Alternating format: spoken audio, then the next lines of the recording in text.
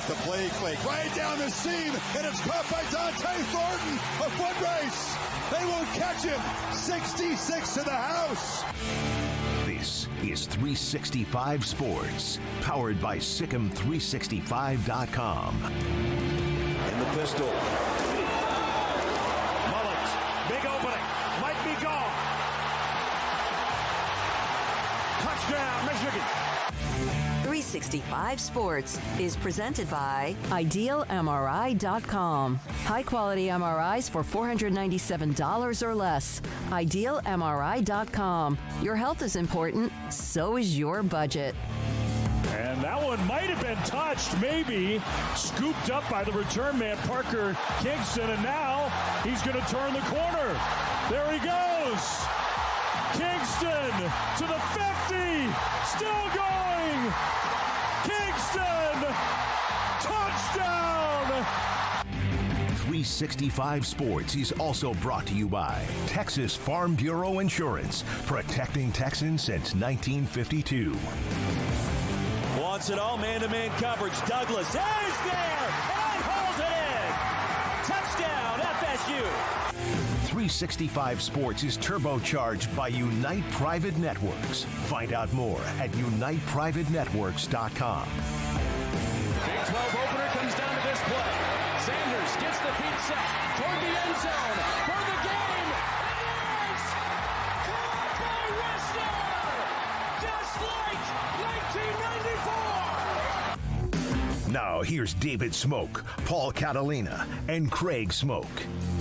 And here we go, 365 Sports on this Thursday afternoon. Hope you've had a great day so far. Garrett Ross runs the mothership. I don't see Levi, Emery, or Jack. They're out doing something. Of course, they're always doing something when it comes to a media session or covering what we do on 365 Sports and Sikkim 365 Radio. Paul Catalina and Craig Smoak were in studio, and a lot to get to.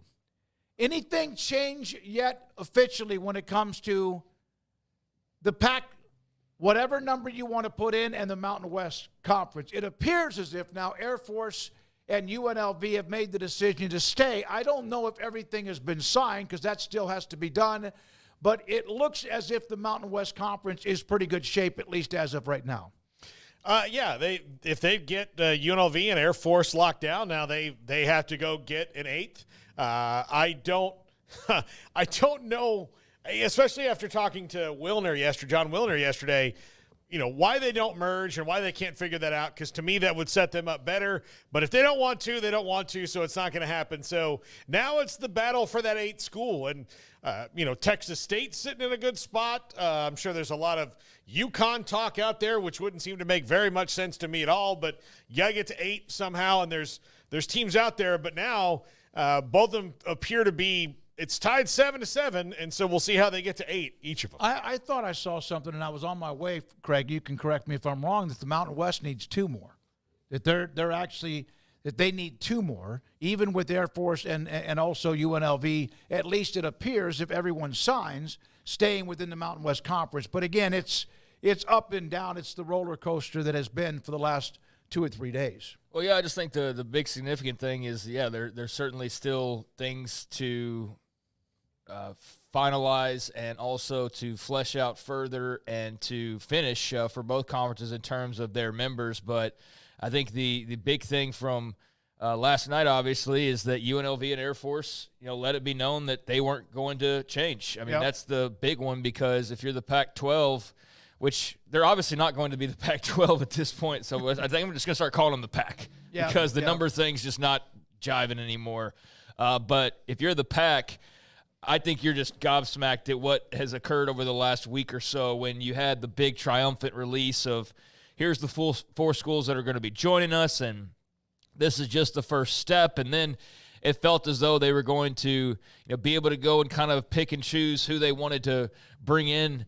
Obviously didn't want the full Mountain West league itself from top to bottom, wanted to go cherry pick the top teams. And if they were going to do that in the American, they wanted to do that. The American, though, quickly shut its doors and put bars on the windows and let it be known that none of their schools are going to be leaving. So it's led to this just showdown with the Mountain West. It's gone back and forth a couple of times this week. And then, sure enough, you've got now the full pledge of UNLV and Air Force to remain in the Mountain West, whereas they had, sort of backed away from the original agreement because Utah State had taken their name out of the hat and decided to join the Pac, and that left everything back into uncertainty. But now this is a huge moment for the Mountain West Conference, and it's a big fork in the road for this new Pac, because I don't think you thought you'd be in this position. I think you thought you'd probably be filled up by now, and it wouldn't have been this difficult. Maybe I'm wrong on that, but I don't know. I know certainly the fans seem like they are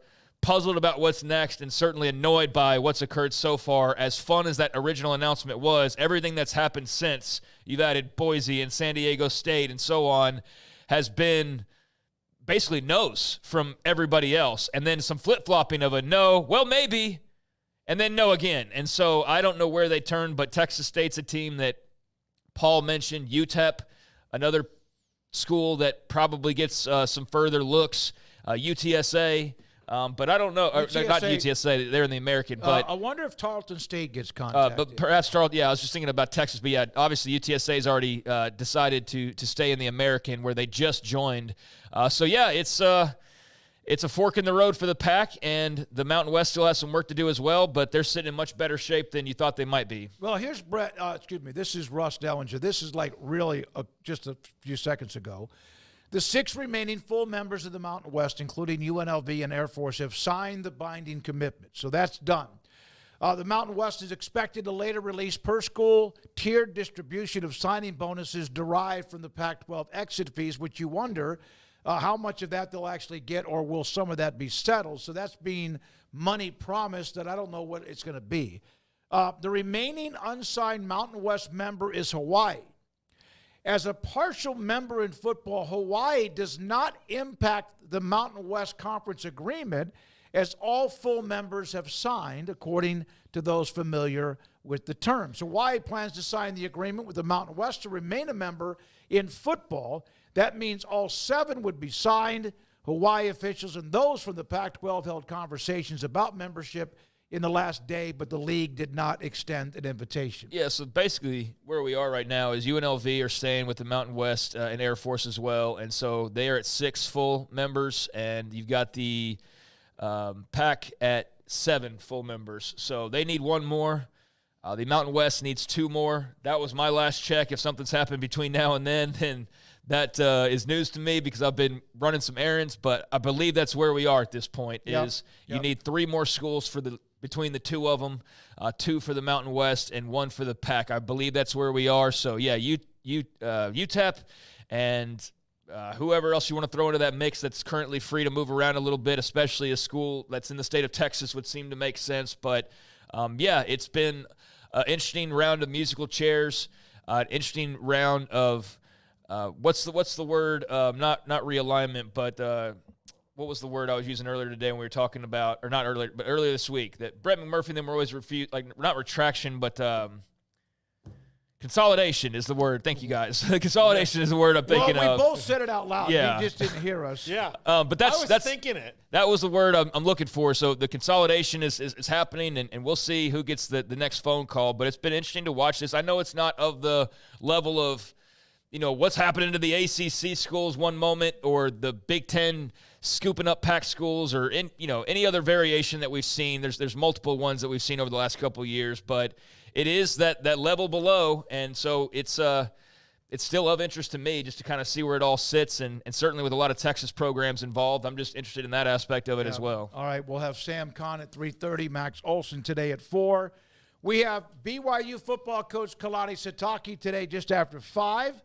Those are the guests we have today, and Mickey Spagnola, Cowboys and up in New Jersey against the Giants. He'll join us from MetLife Stadium around 5:30 or so. So last night, late, right before I went to bed, the story about Air Force and UNLV, Brett McMurphy had that, and then many others did. Amanda Kristovich also earlier saying, hey, wait a minute, they all have to sign just because now all of a sudden Air Force and UNLV are happy, joy.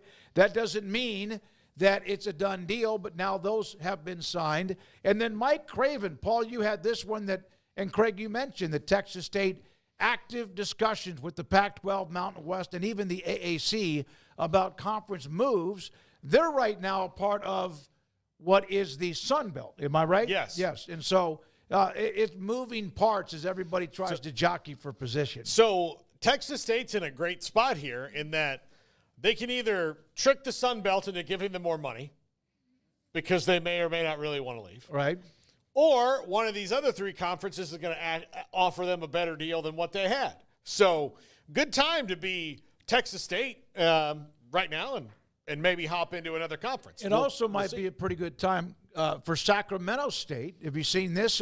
Garrett, I sent this to you, that Ross Dellinger had the note that they have announced they've secured millions in funding for a new football stadium as part of a public pursuit of Pac-12 membership, a business leaders across the region decision to join efforts to elevate Sac State to the Pac-12. Here is a picture of the stadium, the drawings of what they would like to put together. Whether that happens or not remains to be seen, but good luck to them. Anytime somebody wants to try to make that move, it is not easy. It costs a ton of money. Yeah, I mean, maybe this is just for pure fundraising efforts to rally the troops and say, like, hey, we need your money for this stadium so we can get a conference invite. That'd be smart if that's what it is, or maybe that's really just all it is, and that's, what you need to do. But respectfully, I don't think that's really scratching anybody's itch, but there are two conferences that need members. So, yeah, I mean, everybody's got to get their ducks in a row if they're hoping to possibly make a move from Sacramento State to Texas State. And there's three out there that are going to get phone calls and invitations to fill out these leagues. But you do roll back around to the question, and I know what the answer to this question is, but really when we're at this point and it's like a week later and why did you not just merge? I know the answer why, because of the bottom schools in the Mountain West, but this just seems like it would have been such a more simple answer to everybody's problems. Sure, it would have thrown some new problems on some other schools, but that's how you would have created the best league possible. Not the way that this is unfolded for either side. So I think that's unfortunate that it couldn't have been just that simple. Instead, there's a lawsuit between the two now. Oh, yeah. Instead of a merger, they've got a lawsuit to deal with. We'll see what happens with that. But, it's been an interesting dominoes effect here over the last few days, just watching the decisions flip back and forth and just both trying to scrounge together what they can to try to get where they need to be considered, at a certain level. The Mountain West Conference may have at least dodged this bullet, but they still haven't completely survived because they lost 4 teams. I mean, they had some top-tier teams in their conference depart, but they at least appear to have reacted to what was the takeover attempt by the Pac-12. My question for the Pac-12 schools and for the Mountain West is, why didn't they merge? Why did they merge? But when Craig says, the bottom schools in the Mountain West are not attractive to them, who do you think you are right now? Yeah. That you can just, turn your nose up at something. Especially when you have two teams that are the core of the Pac whatever, who had people turn their nose up on them. Yes. Yeah. It's hypocrisy at its highest level that you're sitting here going, well, no, they're not good enough for us right now. Well, I mean, anything should be good enough for you right now. You can go to the bar looking for a Kate Upton lookalike, but at the end of the night, if she didn't say no, if you're going to go home with somebody, you got to pick someone. You can't just sit there and go, well, no, I'll wait and wait. I think that's just kind of silly that they wouldn't do this because, again, I think if you take a 14-team conference and then maybe even add a Texas State to it, get to a 16-team league that puts you on par with all the other leagues size-wise, then you that chance to get in the playoff and to get more money and have more television exposure, at least to me, grows. I don't know. I'm far from an expert, I guess. Metal, who is we know a diehard Memphis fan. Boise State, too. And Boise State. Washington State and Oregon State need to learn their place. They are not on Boise State or San Diego State's level. No one wants them. Metal. Those two schools you just brought up joined the conference that Washington State and Oregon State are in. Yeah, they just invited you and allowed you to join the Pac-12. It wasn't the opposite way. Yeah. And I think we're just kind of splitting hairs or whatever you want to say on who is whom. But that kind of talk is going to make that new Pac very spicy if you feel that way. It's going to make for some really interesting games between those 4 schools. But, yeah, I mean, they actually were the ones that kept the pack intact and allowed this to even be a conversation. So, yeah, I don't know that I'd take that stance necessarily. I did agree with you with the first part of kind of needing to know who you are a little bit. And let's face it, that's the tough pill to swallow here. Those two schools they got thrown over the side of the ship. And they were the only two. And they had to share a life raft between the two of them, basically. Like, they were out there in the middle of the darkness just floating by themselves. And luckily a ship eventually came along in the form of this settlement with the Pac-12, and they're back on a big old boat. But the problem is they don't have a whole lot of, like, precious cargo to put on board. And they're trying their best, but the reality of it is they're just not ever going to be able, at least right now, to get back to where they were in the immediate future. It's going to take a little while. And I don't know how exactly you map that back, because I don't know where college football is headed ultimately. But I do think, they're just trying to do their best and trying to be where they are. And unfortunately, the reality is like, no, I think you got demoted. And I don't know how to tell you that or react to that. But I think that's set in for some Beavers and Wild Cougars fans, when they've started to see this sort of come together. I've seen several of them who are like, wait, this is what we did with the war chest, or wait, this is what, like, this is, and people are like, I'm not going to be a fan anymore. And so it's just a really rough time, and it's a real hard reality check, because the only consolidation that's really happened has been you guys getting extricated from the Power Five, basically. Mm-hmm. Yep. Everybody else in your league found homes, and they're in one of the four. And then you had this opportunity to try and do what you can, and it's very clearly not going to measure up to those other leagues. So you got demoted. And that's a really tough pill to swallow. So I feel for those fan bases. Yeah. And I know they're not going to settle for that, but it's all you can really do right now is settle for that. Craig brings up a kind of an interesting point here about where they think they are and where they actually are. Craig, you and I both watch Welcome to Wrexham. And one of the most interesting facts. Is that a soccer team? Yeah. So it's the one that Ryan Reynolds and Rob McElhenney bought in Wales. And so one of the interesting things about the documentary in this most recent season is they finally got promoted. They're in League Two, then they go to League One, and then Championship and Premier League. Well, they're not going to just go year to year. Like, to do what they need to do, they need a whole lot more capital inflection to get from the Championship to the Premier League when they get there. And so you can jump up the other ones for about $10 million a year, right? So that's the money you need to kind of, buy the talent, get the things to do to reasonably do it in a year by year thing. But once you get to the Championship League, like you've talking about getting to the Premier League, where these teams and these owners are worth billions of dollars. So it's not $10 million you got to spend. It's like $200 million you have to spend over 7 to 10 years. Yep. So whatever this play is that the Pac is making, they need to make sure it's the best long term and not just to get through. Not just to get through, because it's not going to. They're not going to wake up tomorrow and be in the Premier League. That's not what's going to happen. Right. Ron W., by the way, on the Sacramento State Stadium picture, that's a current picture. They would definitely get rid of the track if they plan to move up, because the track, of course, separates the stadium, the fans, from closer to being on the field. So they appreciate that. Here's what's interesting to me is that you have it's like a fight for survival. But it seems like this is where both conferences are not any better off than they have been. They are both still weak. And it doesn't mean they can't get through it now. I'm not saying that, but Daniel brought this up. Don't they still have to ask about whether or not they're a P5? We need to make this clear. There is no really P5. There is really no P4. You hear the Autonomy 4, which is the ACC, the SEC, the Big Ten, and the Big 12, but that's really a media narrative. That's a media narrative. That is like, for example, the 4 highest-ranked conference champions. Everyone immediately thinks it's those 4 because those are the 4 what are monetarily the largest of the conferences. But that doesn't mean that they're guaranteed a college football playoff top 4, because, again, a group of 5 can slide in there and be ranked ahead of one of those. But P5, we get it what it means. Well, let me finish. I'm trying to explain what I'm saying. The P5 and the term P4 or Autonomy 4 is really just a narrative that the media has made up. It's not really something that's anywhere in writing. Yeah, it's just a group that has basically the ability to set their rules. And so that's what it is. It's not about like the top whatever. I mean, they're the top money-making conferences, and clearly two of them make more money than the others, but it's more about, like, the ability to have a say in the rules and things like that. So there is a power to it that the other leagues don't have, but it's not but, yeah, in some ways it is a media term. Yeah, well, and the other thing is you can't just say that you're one because you were in one before. Like, that's the other thing. Like, you can't just do it.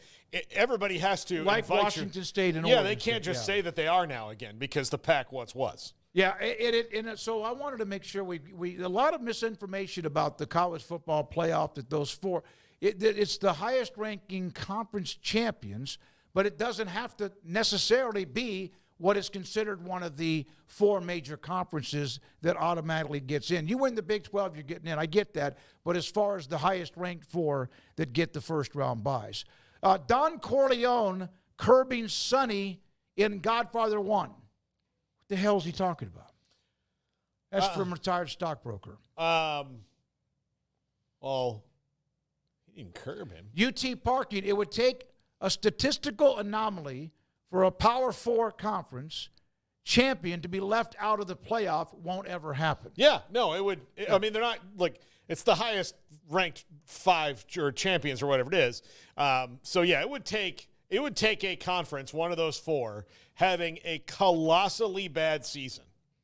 Like, a colossally bad season. And even then, let's just say that a 7-5 team comes in second in the ACC and beats the 10-2 team, or a 12-0 team, or 11-1 team in the championship game, then they're going. But they may not go because they'd be ranked lower. But then the 12-0 team would still probably go, and you'd still have a team in there because that would be their first loss. In the statistical end, anomaly is right. What's so interesting about this, and the fact that the Pac-12 or whatever you call them is suing the Mountain West. The Mountain West did not have to accept any kind of scheduling agreement, right? They probably had just enough games, but they threw a life raft to the Pac-12, and it also helped the Mountain West. It did, but it's so weird how you just can't trust anybody when it comes to survival, not just in college football and conference, et cetera, but really in anything in particular. Steve Sarkisian, I haven't seen anything new about this, but has he made any kind of decision on if Quinn Ewers is going to play? No, he said today that he's not sure who the starter is going to be. I don't know why you need to push it with Quinn Ewers for another week. I would roll out there with Arch one more time because you've got Mississippi State, then the bye, then you've got Oklahoma. I'd rather have him completely healthy and not worried about it because I don't think they need Quinn to beat Mississippi State, Craig. Yeah, I don't think there's any sense of urgency. Just get him fully healthy. You got Red River here coming up around the corner. You don't have any real threats on your schedule. And Mississippi State doesn't even have Blake Shapen at this point. Not that even when they did, they were all that good to begin with. So, I think just give Quinn as much time as you can possibly give him. This is a luxury to have Arch Manning and allow him to have all of this time to play and get experience and maybe even some others as well, just depending on whether or not these games continue to be the types of blowouts that they have been for Texas, and certainly this one's expected to be this weekend based on the line that we've seen. So, it just means more. It doesn't mean much because Mississippi State, anybody to be the dogs that they are, that's a testament to how good Texas is. But still, when you hear that whole blah, blah, blah, SEC type of thing, and you're like, really? Teams that are 35-point underdogs or, whatever the hell the number is? I know that's a compliment to Texas, but, please, man, that's ridiculous. That is ridiculous. I asked this question earlier, and I don't know the answer. I didn't look it up. Has Texas ever been a 40-point favorite against anybody in the Big 12? During their entire – yeah, I'm sure that – maybe Kansas. Or Baylor. Yeah, back in the days. That's a lot, man. That's a huge number, 40, 35, whatever it might be. Paxton's saying that they will make the decision, at least that's what's been said by Sarkisian, announce the decision tomorrow. You know what you don't do, though? No matter what you think of Mississippi State, and even a bye week after that, you don't just say, we're going to rest him because we don't need him. Can you really do that in sports? That's a dangerous thing to say. Well, we're good enough, we don't need him. Because what if Arch Manning goes down? Well, you can always have, I would start Arch Manning, and then if Arch Manning gets hurt, if Quinn Ewers is good enough to go in there, then put him in there. But if he's good enough to go in there, then he should start. Well, I guess. I would start Arch Manning. Not really. Why? Yeah, Like, you don't have to. I'm saying what coaches have told me in the past is if a player is available to play and is capable of playing, you don't sit him or not based on who you're playing. It's just kind of a dangerous precedent. Okay, I mean, if that's the way that it is, so be it. But I don't think you're in any rush to throw Quinn Ewers back out there. But I'm not Steve Sarkisian, and I don't know his health, and I don't know what they're looking to do. So, yeah, I mean, it's a nice spot to be in for Texas. Paxton's saying that there was a very large spread, 2005 Baylor against Texas. Well, that's the one I'm looking up. Yeah. I'm not sure. Like, I can't find it just yet. But, I mean, Texas won that game 62-0. Yeah. So, and a lot of people beat them back then, probably by that score. All right, when we come back, Sam Kahn from theathletic.com, Max Olson today, Kalani Sitake today. We'll have Off the Radar, of course, the top 5 to close it all out, and much more, including Mickey Spagnola. And there was a stat we'll get to later from Trey Wingo about the Cowboys turning around in a 3-day break and playing a road game compared to the rest of the entire NFL in history that really makes you go, that and more. This is 365 Sports. Stonewood Dental, Dr. Steve Childress, my dentist. Got to know him really well even before the first time I went to visit him as a patient in 2020. Had a lot of work to be done. Knew that because I just kind of I had some bad habits when it comes to candy or sweets, lozenges, things like that. And eventually, all that does is it just eventually eats away at the enamel and eats away at your teeth, and eventually that did quite a bit to me. And I lost a couple of teeth because of it. Had root canals because of it. Had a lot of things done because of it. Cavities and more. Dr. Steve Childress sat me down one time, fixed the issue I had at that moment, and then said, we need to talk. Sat down right there 2 feet away from me and said, you are just headed for a nightmare situation. If you don't curb this, if you don't fix these issues when it comes to a lot of times, not whether you brush your teeth or floss your teeth or whatever, but what you put in your mouth when it comes to sweets that eventually destroy your mouth. So I did that. It doesn't mean I don't slip every once in a while and have a lozenger, but Dr. Steve Childress and Stonewood Dental is more than just giving me something for that moment, but also a game plan, like a coach and a team as they head through the season. Stonewood Dental, my dentist, Dr. Steve Childress in Robinson, Texas. It's Ram Power Days at Allen Samuels in Waco. Get the 2025 Ram 1500 Laramie Crew Cab with an incredible $15,000 off MSRP. Or drive away in a 2024 Ram 2500 Tradesman Crew Cab with $10,000 off MSRP. A great selection with over 350 new to choose from. But hurry, these deals won't last long. Hurry into Allen Samuels in Waco today. First responders get an extra $500 off. Come by. Let's be friends. Baylor Scott & White Southwest Sports Medicine and Orthopedics, the team physicians for Baylor Athletics, diagnosing and treating all sports-related injuries, including concussions. These specialists also provide orthopedic services for athletes and non-athletes alike, whether it's knee or shoulder pain, a wrist injury, orthopedic spine care, and even an arthritis and total joint clinic. Trust the doctors Baylor Athletics trust. Baylor Scott & White Southwest Sports Medicine and Orthopedics wants to get you back in the game. Let Camille Johnson Realtors guide you seamlessly through the process of buying your dream home or selling your current one. Commercial, farm and ranch, or residential, Camille Johnson Realtors can smoothly and successfully lead you through any transaction. With a team of 28 experienced agents who are excited about serving you, Camille Johnson Realtors services the entire greater Waco area. If you're in the market to buy or sell, contact Camille Johnson Realtors, 104 Midway Center in Woodway, or find them online at www.camillejohnson.com. Camille Johnson Realtors, elegant, charming, warm. Welcome home. Petty Clinic Men's Healthcare in Woodway is now proud to offer you men an exceptional weight management body sculpting product called semaglutide, also known as Ozempic or Wegovy. Semaglutide is an FDA-approved weight management medication. once-a-week injections of this powerful medication offers an average body fat weight loss of 20% within the first year of treatment. In addition to body sculpting, semaglutide also normalizes blood sugars and has the clinical research proof of reducing blood pressure, cholesterol, stroke, and heart attack risk.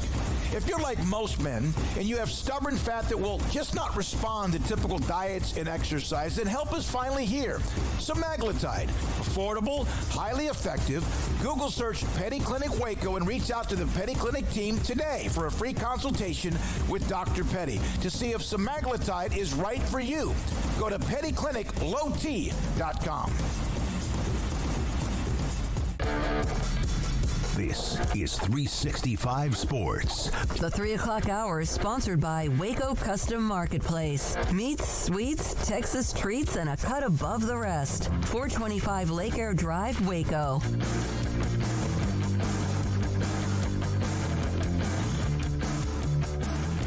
We're about to have two good friends, Sam Cott and Max Olson, back-to-back, both with The Athletic for the longest time, and now Max with ESPN. Sam with us on Thursdays. Do you guys no longer speak to each other, Sam? It's over, right? I mean, done. You're like the Pac-12 in the Mountain West. You don't talk now. Yeah. He came to the Texas game last weekend, and we sat next to each other. Didn't say a word. No, I'm kidding. It was good to see him. No, we still talk probably as much as we did even before then. So, no, all love for Max, even though he left us. So what were your thoughts? Obviously, the Arch Manning craze and what he had done a week before that with a huge performance, and not quite the same. And the expectations are crazy good. But just your thoughts about, has it died down, or is it just as much Arch crazy as before? No, I think it's died down a little bit, because I think what that start gave us a window into is the fact that he's still a freshman. He's a redshirt freshman who has only played 4 games, really. He played the Texas Tech game last year, and he's played 3 games this year.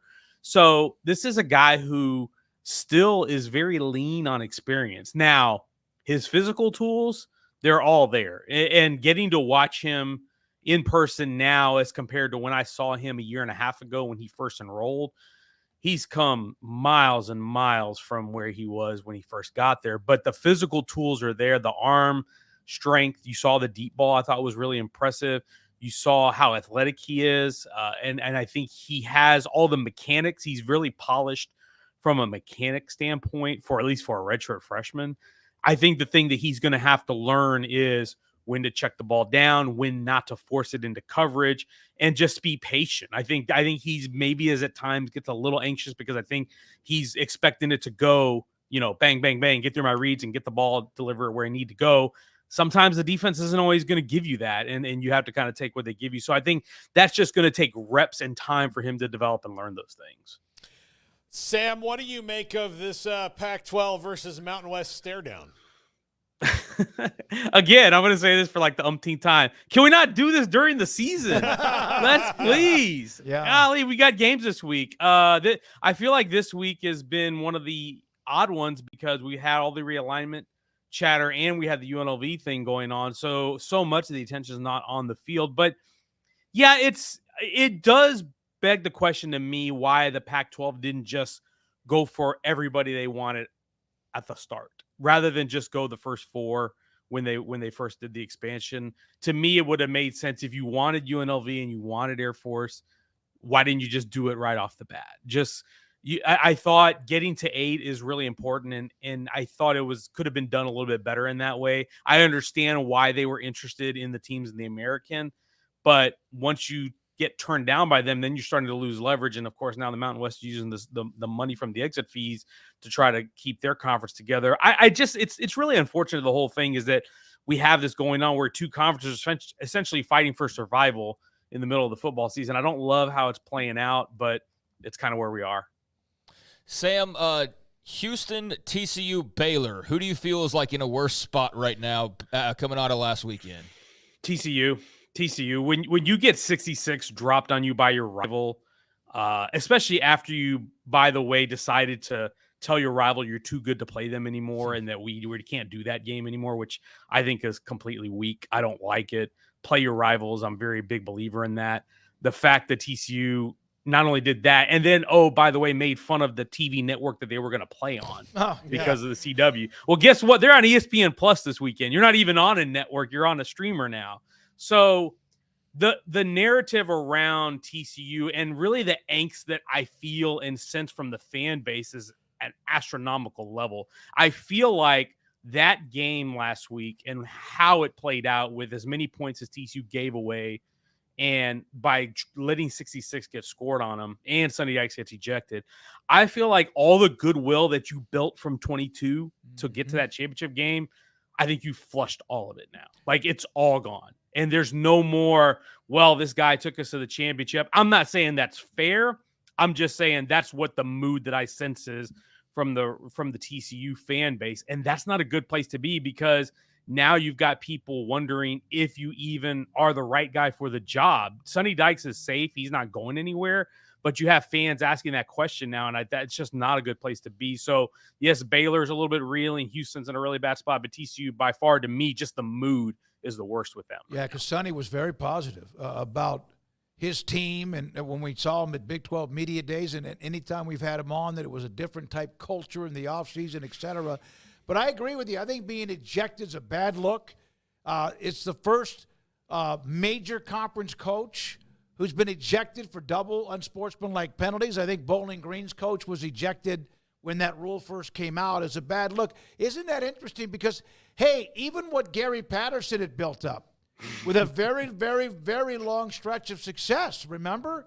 And they got tired of him and his shenanigans or his mood swings. And so if they could do that to a guy that was there forever, they could do it to a guy that's only been there for 3 or 4 years. Yeah, no doubt. And don't get me wrong.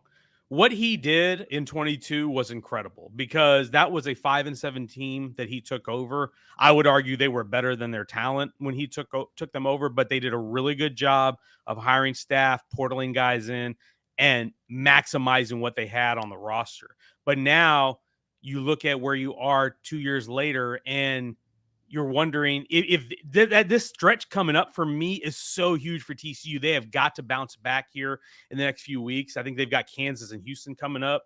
To me, you've got to win those 2 games, because if you don't, then I think this mood's just going to fester. And that's not good for recruiting. That's not good for attendance.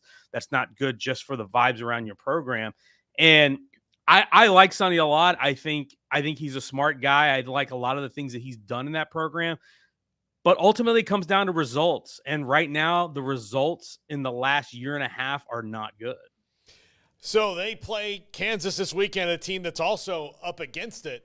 Sam, is there a team you feel that's more desperate for a win right now? Or is this kind of like the do-or-die game for how the season's going to go for either of these teams? Yeah, I think it's for either one of them. I think they're both very desperate. TCU, for the reasons I just stated. Kansas has lost 3 in a row. And this is just not the team that we thought we were getting coming into the year. We thought we were getting a team that was going to contend for the Big 12 conference title, or at least be in contention to make the conference title game. And they're nowhere close to that right now. And, Jalen Daniels doesn't look like himself. The offense just doesn't look quite right. And they need something positive to latch onto. That said, long term, even if they lose this game, you've got your guy with Lance Leipold. The guy's a program builder. He's done a tremendous job since he's been there. If you have one down year, I don't think it's the end of the world, but certainly you don't want to make it 4 in a row. So I think this is a big-time spot for Kansas as well. A&M and Arkansas, they've had some crazy meetings in the past. I don't know quite what to expect in this one, although Arkansas has some more fun pieces than they've had in recent memory. But A&M's got a pretty fun piece there at quarterback now. And Marcel Reed, what have been your thoughts on what you've seen from him so far? Yeah, I think he's just a really natural fit for this offense. To me, for what Colin Klein does, I think Reed fits it really well. And you can tell he's still learning. He's still adapting and still getting into the swing of it. But I think he's been a great fit for them. And with the skill talent they have, he also gives you that running threat that kind of takes the pressure off their receivers a little bit, takes the pressure off the running game a little bit, in that you're not shouldering everything on, your receivers winning one-on-one, or you're not shouldering everything on handing the ball off 25 times a game. You can do a lot with Marcel Reed. And so I like what they've done so far. I know it was a little bit of a mess last week That was a game against Bowling Green that they would have liked to win by a lot more, and Mike Elko didn't seem like he was in a good mood after that. So I'm interested to see how they respond this week against an Arkansas team that has kind of been a little bit plucky so far.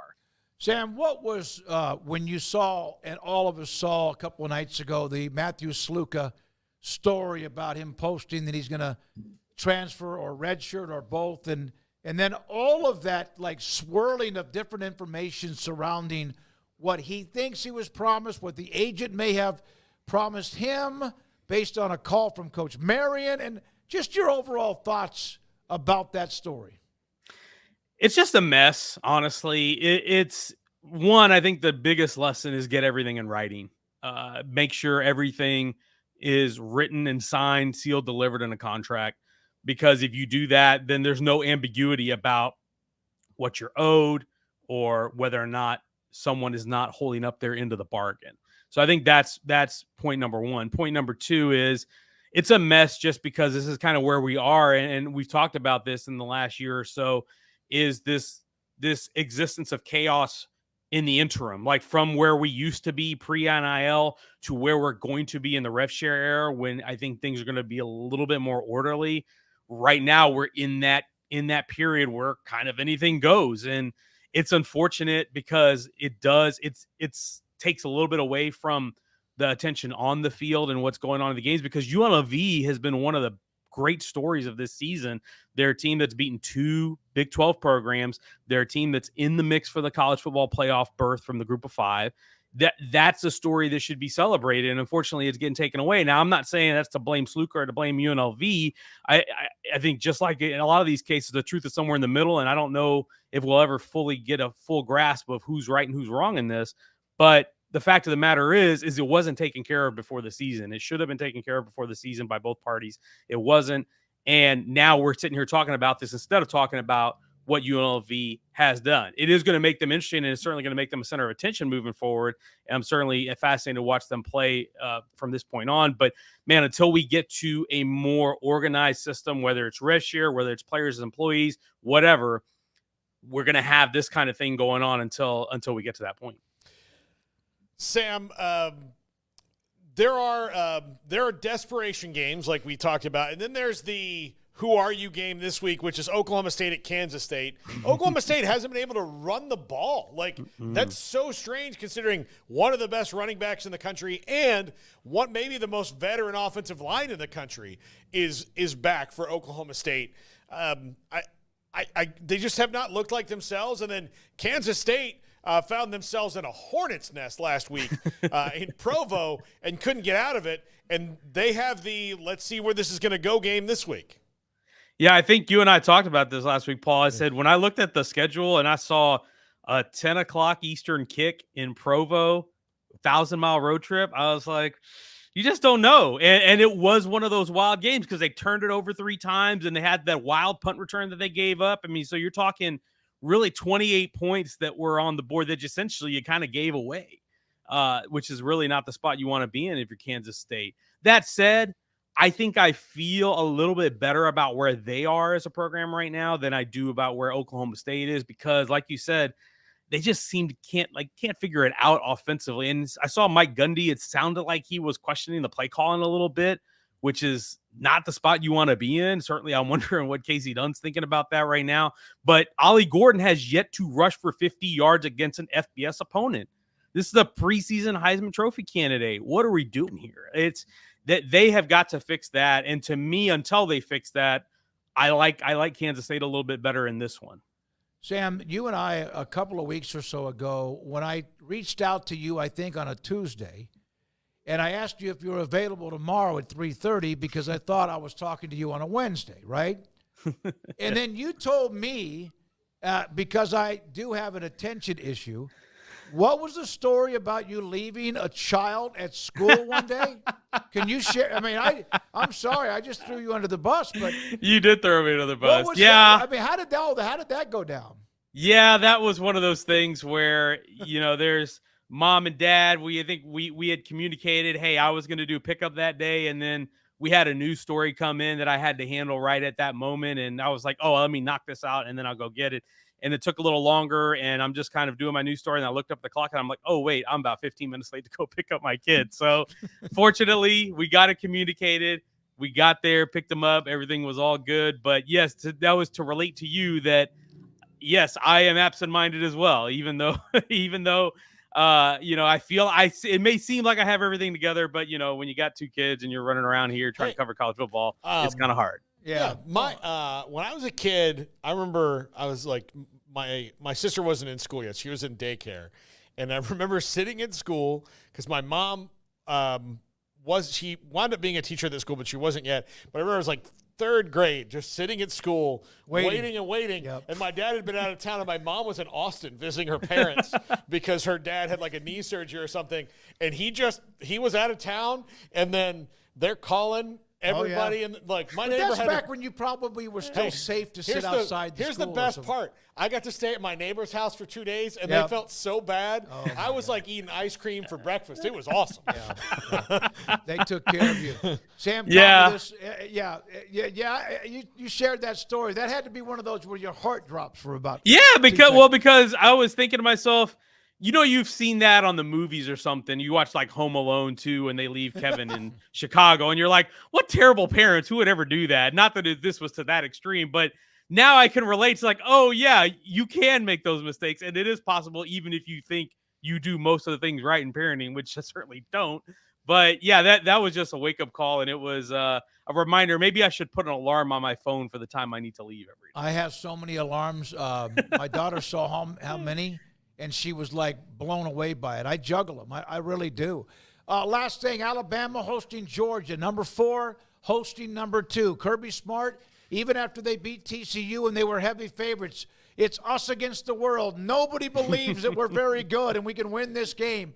So I look forward to seeing this new Alabama with DeBoer and how they handle Georgia, who has looked a little bit either bored or not quite right yet.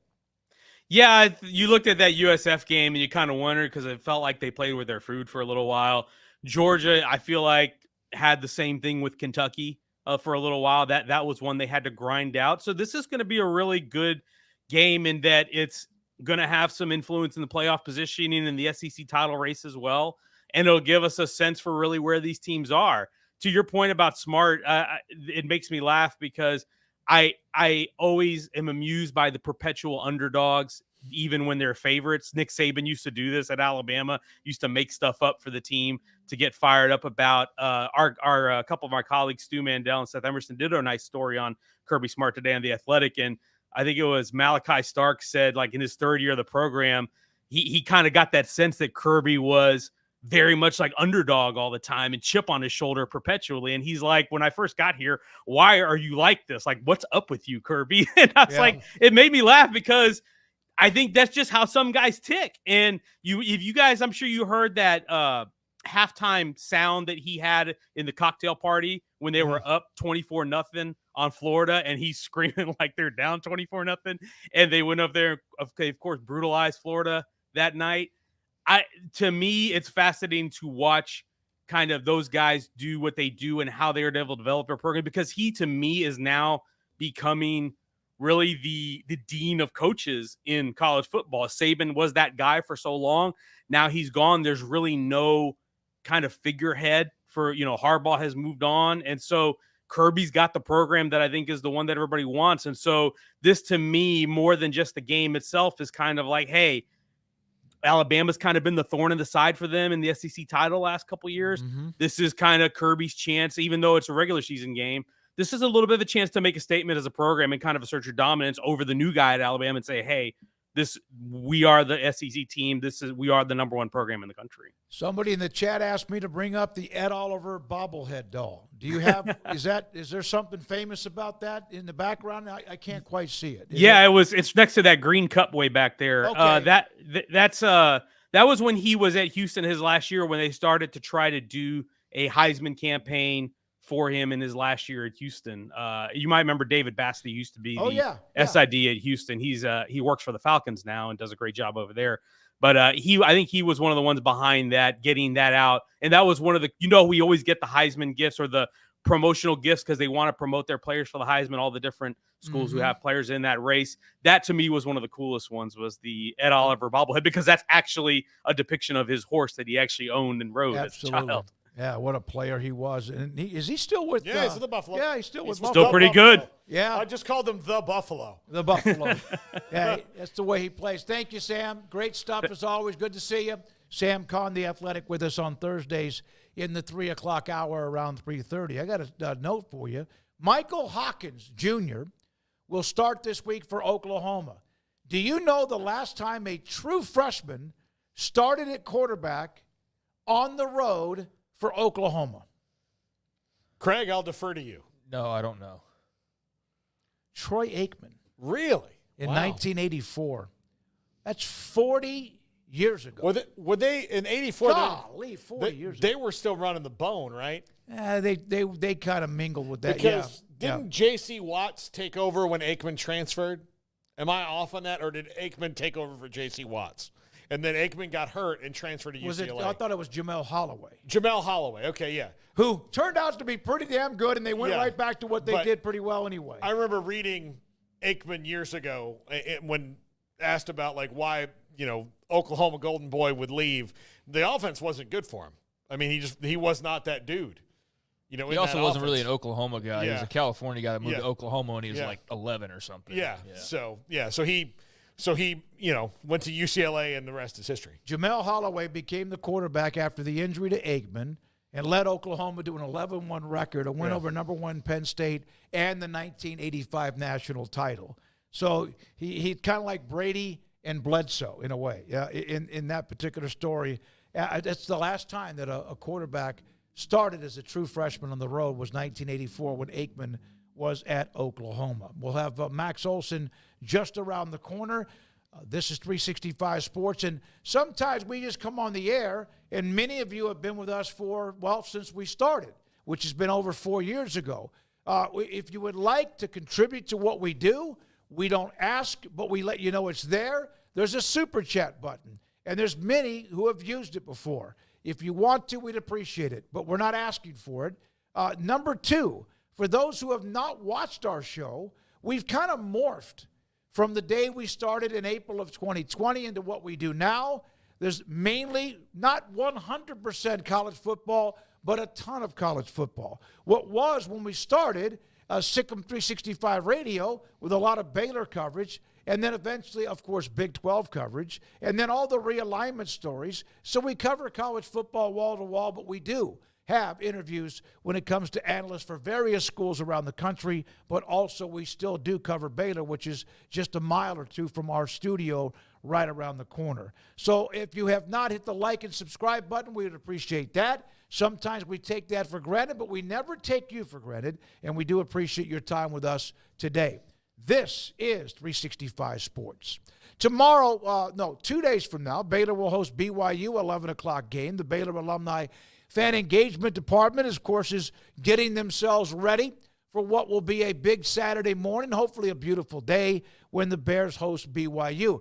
But when they go on the road and then they play at Iowa State, and you live outside of, you don't live in Iowa, or you don't live in the Waco or Central Texas area, maybe you live in New Orleans, maybe you live in Salt Lake City, or maybe you're a Baylor alum and you live in, for example, perhaps Columbus, Ohio.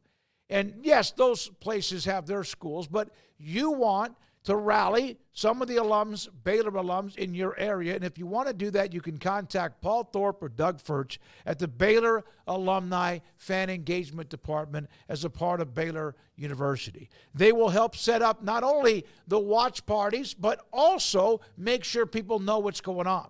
For example, the next one that's in Ames. Maybe there's a group of Baylor alums in that area, Des Moines, etc., and you want that to be done, they can help you with that.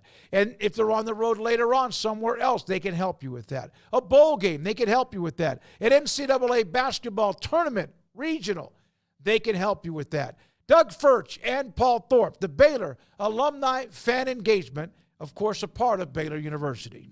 It's time to score big savings at the Kickoff to Savings event on GMC trucks at Richard Car GMC. Take the winning drive with the Texas Truck MVP. GMC Sierra is the best truck on the road. Save $9,000 on 2024 GMC Sierra SLT models in stock with 2010 or newer approved trade-in. Plus, qualified buyers get 1.9% financing and no payments for 90 days. See dealer for details. Save big and score your deal at the Kickoff to Savings event at Richard Car GMC.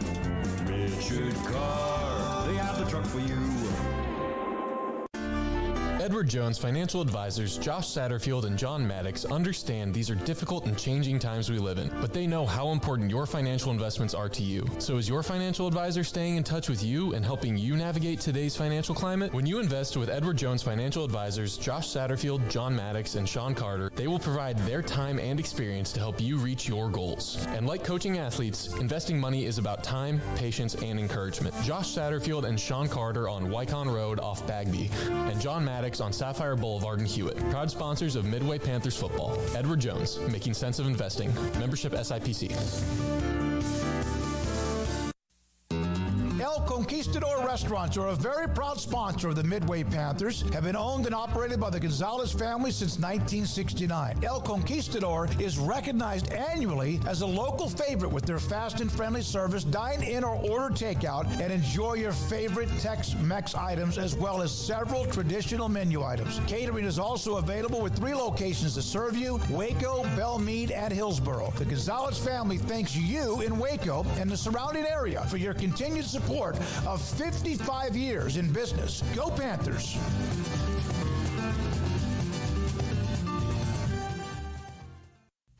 Developed by Startup Waco, a nonprofit organization, GXG is a program designed to support the entrepreneurial development of Baylor University student athletes through NIL activations. The program helps student athletes maximize their platforms and offers a comprehensive support system for them to create and grow new businesses that not only benefit themselves, but also uplift the local economy. Fans who wish to support student athletes can donate to GXG via the GXG NIL Fund, BaylorBears.com/GXG. Contributions to support NIL activations through GXG can be made at BaylorBears.com/GXG. For more information, follow @GXG_GreenXGold on social media and visit the official website www.gxg.startupwaco.com. GXG, empowering student athlete entrepreneurship and uplifting the local economy through NIL activations. Parenting is full of surprises. You never know what to expect. So after our son was born, I called my Texas Farm Bureau insurance agent to set up a life insurance policy in case something happened to me. Sawyer is now 2. And we'll soon have a sister. There's no one else I would trust with protecting my family. Stop by and see our agents at one of our 3 McLennan County locations. Coverage and discounts are subject to qualifications and policy terms and may vary by situation. This is 365 Sports, powered by Sikkim365.com. This segment is brought to you by Michelob Ultra. It's only worth it if you enjoy it. Containing only 95 calories and 2.6 carbs. As we get to Max Olson, our friend JY, who covers the Mountain West Conference, I'd sent him a note to clarify on that number that the Mountain West Conference needed, even with Air Force and UNLV recommitting to them. And he said, I'm 90% certain they need to add 2 full members to meet the NCAA rule of 8 to be recognized as an FBS conference. Hawaii, because they're partial, does not count towards that number. Max, it's been another week. Realignment, of course, Matthew Sluka. I mean, just name it, it's there. What was your reaction? And I saw a lot of ESPN, you guys were reporting the heck out of this Sluka story with UNLV and where you kind of stand on this. Yeah, just fascinating to see this play out. And, you know, I think you hear stories like this all the time. I think in my coverage of, you know, the portal and kind of player movement, stuff like that, you hear lots of stories of, oh, yeah, this guy went to this school and he did not get what he thought he was getting. And, you know, you just still don't see, other than, you know, obviously the Jaden Rashada lawsuit, like you just don't really see these stories kind of break through. And, you know, players are usually very reluctant to come out and say, yeah, I feel like I kind of got screwed over on that deal. And so Matthew Sluka and his family, deciding to take a stand here and say, we were verbally promised 100,000 and all we've got is 3,000 and we just can't do it. I think it was fascinating to see that one really go mainstream and see everybody make a big deal of it. And I think that anybody facing that kind of predicament in their work life would make probably that decision of, we're very far apart here on my expectations versus reality here. But I think it does, lead to like a lot of conversations around just how messy NIL is, and just you hear stories of players going and asking collectives for more money all the time. You hear stories of players not getting enough. You obviously hear lots of tampering stories, but this is one that I think very interested to see kind of when the dust settles, who is right on this one. But it certainly seemed like I'm sure they wish they got something in writing and never could. And it didn't seem like UNLV had any capability of upholding that kind of a promise. And now an undefeated team has got to move forward with a new quarterback. Max, what do you think Sluka's NIL value or transfer value, and what his market will be come December? Yeah, it's a good question because he cannot go into the portal until December 9th when it opens, even though he'd be a grad transfer. People will know that he's out there. I'm sure he probably will be looking at Group of 5 schools again, unless he's looking to go back to Holy Cross or go back to the FCS level. I think that you're already seeing people kind of speculating on some big names that could be in the portal here in December at the quarterback position. But ultimately, I think this offseason we saw, I think 60% of FBS teams end up going with the transfer for starting quarterback. So, there will be lots of teams hunting for one, including at the Group of 5 level. I think that he probably didn't get to put enough on tape as a passer at UNLV. He's got a ton of tape at Holy Cross that he can throw the ball. But certainly more running than passing at UNLV. Interested to see kind of what the opportunities are. And look, I think it's unfair to the kid in some ways, but I think he's going to have to answer to coaches about, man, you left a 3-0 team. I think the coach is going to have to feel good about, this is a guy that's going to be bought into to our team and stick with us. I didn't imagine we'd have all of this transfer portal news here in Week 5, but I guess with the redshirt rule and all that, it's about when it's all going to start up. And there was the other story, Max, out there about Bear Alexander and USC. Yeah. I know Lincoln Riley had some comments and was basically telling the media there's nothing to anything, and then he's in the portal or plans to be in the portal. What's your understanding of what's going on there? This is a player who transferred a ton in high school and went to Georgia and transferred after 1 year. Extremely talented defensive lineman and those guys are worth a lot of money. And, Bear Alexander, from what I understand, was making a lot of money at USC and had a great setup. But I think that, now that he's in year 3 and he's trying to get to the NFL, I think there's clearly a frustration on the part of his parental figure about, him playing 20 snaps a game and not 35 to 40 snaps a game. And, I think Lincoln Riley, he made the point of look, it should be hard to play defensive line at USC. Last year, a guy like Bear Alexander has to play a ton because they just didn't have very good talent or depth there. I think they have gotten better on the D-line. And probably a player like him, probably, do you have the endurance and the stamina to go 40 plays? It just kind of depends on what kind of shape you're in and if you're playing your best football and stuff. But, I think that's been a frustrating deal. There was rumors in the spring that Bear Alexander was going to go in the portal and, he renegotiated with their collective to stay. So, I think it's been a little bit of a roller coaster deal for USC and, a talent like that, you can sort of lay out those red flags, but, at his size and with some of his skill, he's still going to have a lot of schools fighting over him in December if he does go in the portal. So one of the things that I saw a couple of comments about the Sluka story at UNLV, to go back to that again, is that there are no guardrails. And I remember this show, maybe even me, I think all of us at some point mentioned guardrails. And initially the reaction from fans, audience, was, you guys are get off my lawn. But guardrails are not just to perhaps protect the college programs or the game. It's also something you need to protect the player, correct? Yeah, and I want to be clear about this because it doesn't get talked about enough. The fact that Matthew Sluka and his representation did not get a deal that would pay him $100,000 in writing with UNLV, it doesn't mean that none of these guys are signing contracts. Like these guys are signing agreements with schools and with collectives. I should be clear, with the collectives to get paid on regular installments and stuff like that. So we have some structure to this. And, certainly when you don't have that stuff, then it's going to get messier. And, in the case of the Rashada lawsuit, like they put all that on paper. And so he is suing to get some of that money back. So we, you have some of that. And I think that, obviously when next year as this is setting up, you go to revenue sharing, it's a bit more straightforward, the student athlete and their representation dealing directly with the school.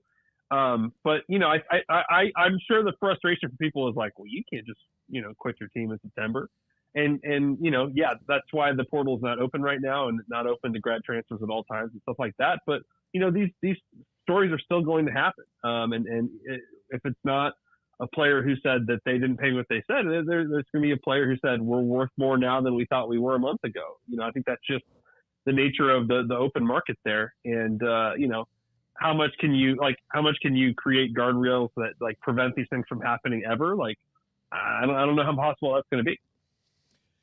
Max, Georgia and Alabama play this week in all too rare on the field action in college football. What do you think about Kalen DeBoer's early go? And how frustrated are other SEC fans thinking that they were going to get a reprieve from Bama being good when Saban retired? Yeah, I mean, it certainly we're not seeing a lot of signs here. I know there was a little period there where it's like, oh man, Auburn's doing really well in recruiting, and what does that say and stuff like that. But like, man, you can't point to a lot of things from year one in Alabama to suggest that Kalen DeBoer cannot handle being the successor to Nick Saban. It's been pretty impressive to see what they've done in taking the team they got there, and it's what I expected. When you have a guy that has coached at the different levels he's coached at, these are much more talented players than you had at Fresno State, right? So like you're probably going to figure out a way to move the ball with them and to get stops with them on defense, stuff like that. I think he put together a great staff, and I think the world's very interested to see, is he ready for this kind of test of facing Kirby Smart? And I think this Georgia team obviously looks loaded on paper, but Kentucky was able to play a certain way that allowed that game to go for 4 quarters, and so. Can Alabama land a couple punches early and gain some confidence that that they can go toe to toe with this Georgia team that everyone is expecting to be a national championship favorite, and so I can't wait for that one. I think Kalen DeBoer is gonna, just as we saw when Washington played those big games with Oregon last year. I'm excited to see what Kalen DeBoer has got in his bag. Max, we had a successful trip to Lincoln. Unfortunately, they didn't get the memo to win the game. I don't know. I guess they just got mixed up in all the communication. But in all seriousness, Dylan Raiola he's a real talent, as we all knew, and that is quite the fun trip to be able to make. I'm envious of Huskers fans that get to experience that more often than once in a lifetime. Man, what did you think of a night game there? It was awesome. Like the whole atmosphere was incredible. Obviously, the 400 sellout, to be a part of that unintentionally was pretty cool. Had a runza. We all did. Mm-hmm. And try to check all the boxes. But, yeah, it was amazing, man. It was amazing, and definitely a once-in-a-lifetime type experience. Man, I'm sorry I missed you guys. I ended up having to go down to Austin to cover the Arch Manning Fest of his first start, and just crazy timing of how that went. But I'm glad that you got a nice little sample of Lincoln, Nebraska when the football team is pretty decent. I'm interested to see, they got Purdue on the road this week. Interested to see, can they kind of string together a couple good games here and get back kind of in that conversation. But it's Raiola's he's the real deal. I mean, it's easy when you have those 5-star recruits to expect way too much way too soon, but that kid seems ready for it. When we were on the sideline that was set up for us by Dr. Elza and also Coach Rule, we were right behind his father and his brother, who is a 4-star quarterback who committed, I think, maybe a couple of days ago. And I think his mom was there as well. And it was really cool to kind of watch them as, like, not the godfather of the recruiting pipeline, but they kind of know what they're doing there. But I got to tell you, Max, I've been to games. Craig's been to games. We've seen Nebraska play elsewhere. But this was, I'm so glad I finally, it just worked. And it was experience with Craig and Jennifer and Daniel. And the night game, how many times have you been to a game there? Like 50? When I was a kid, we didn't get to go to a ton. And then when I was in college, freshman year, you get student tickets and you go as a student, and that was really cool. And then really from sophomore year on, it was, covering the games as a, a student journalist for the paper, for the Omaha paper or whatever. So, man, I don't know. My total is not as high as you would think, but I got to say that, I got to cover that Colorado game a couple of weeks ago, and you got a pretty similar experience in terms of the Friday night deal. Like, man, they do it up for a night game, man. Yeah. It's the end of the third quarter light show they put on with the drones and all that stuff. That thing is that gaming experience has evolved in the past few years in a pretty impressive way. Yeah, they've kind of hipped up the place a little bit. Do you think they'll get their wish of no more Friday games? That's a weird political thing where it's like somehow it's okay if Ohio State and Penn State and those guys say never, so then everybody else just has to do it. And I don't think that the folks around the leadership here, Troy Dannon and down, I don't think they were thrilled with drawing that one. And I think. Do you guys buy that though? Like, I don't know. Does it really, I understand the argument is well, that's tough for high school football attendance and stuff like that. As long as it's not annual, I don't see it as a huge problem. I'm sure that crowd was still pretty full. Well, but if Nebraska can handle it, I don't understand why nobody else similar to them can. I think that's BS, and I think that's just them throwing their weight around, because that is very wild for the big schools to just say, nope, we don't want to do it. Everybody else has to do it, and everybody else just has to put up with it, I guess. And I just don't see how that's not going to be a fight again in the future. I'm with you. If it happens on occasion, if it's randomized and sort of how they do that, then you can live with it. Nobody wants to do that every year, but yeah, there certainly seems to be. Hey, well, we can't ask these guys to do it, so we're going to ask you guys to do it. Well, Max, if you look at the Friday night schedule for the Big Ten, there are 3 huge omissions to it this year. USC's on it twice, Washington's on it twice. The new schools are the new even Nebraska's on it once because of they're still new by Big Ten standards, I guess. You know what you have to be? Penn State, Ohio State, and Michigan. Go win. They're not on it. Go beat those teams. Go beat them. Go win. Doesn't matter if you have 100,000 or not. Maybe you could start making your own decisions. Yeah, I mean, we got Virginia Tech Miami on Friday, which is a pretty big ACC game. I think around the country, everybody understands this is not beneath us. It's certainly for the old Pac-12 and now for the Big 12. You kind of understand it's part of the brand building. I think to have that spotlight. So yeah, I'm with you. It seems like a thing that everybody's just got to put up with. Yeah, you got to fight to get your exposure where you can, especially on those big networks now. And so, yeah, I think it's worked out. The Texas State-Arizona State game was freaking awesome. There's been some cool matchups on those weeknight games. But should ask you, you went down to Austin for the Arch Manning experience. Did he walk on water at any point while you were down there? Or just, what was that like to see just sort of the buzz around this young man and the buzz around Texas right now, for that matter?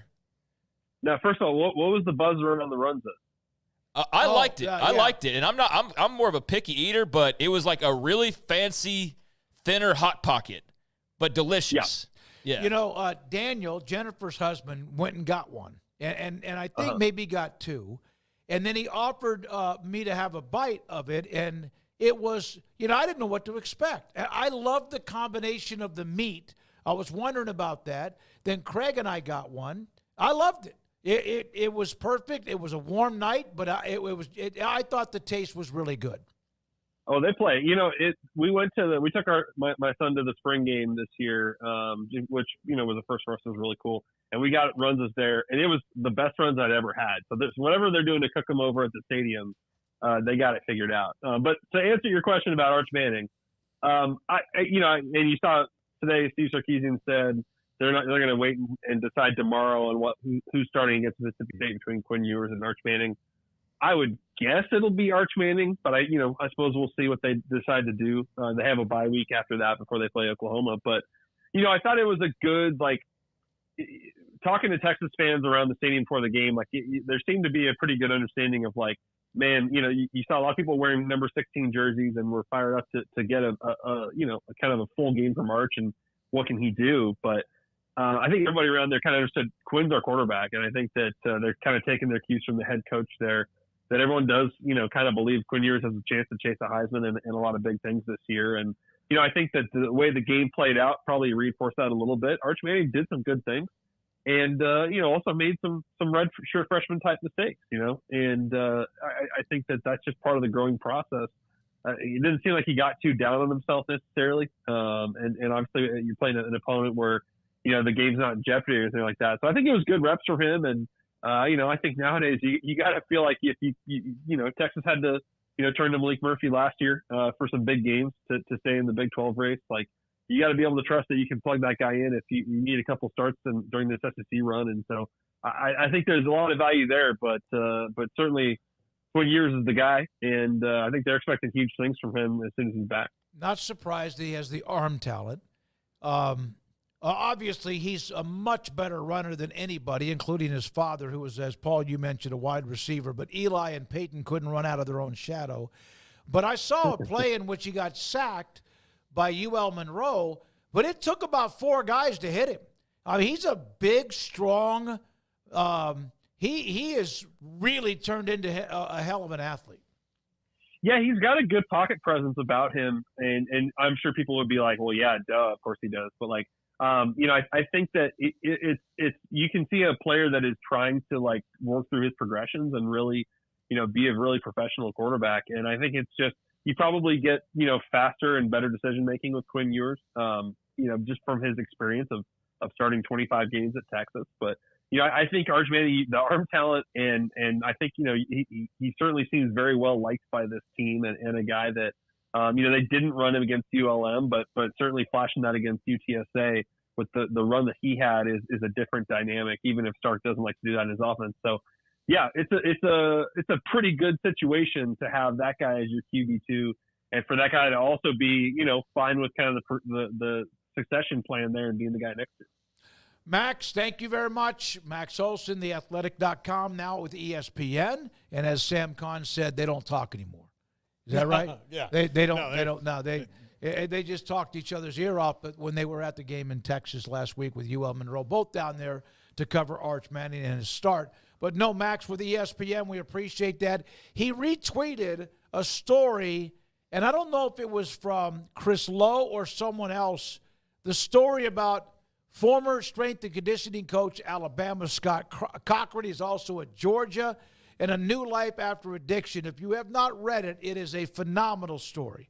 It's by Mark Schlabach and Marty Smith. It's an incredible story, a guy that built numerous big-time football players from some of the football factories in the South. When we come back, 365 Sports, we have an ESPN writer with Max Olson. We now will get into a pod.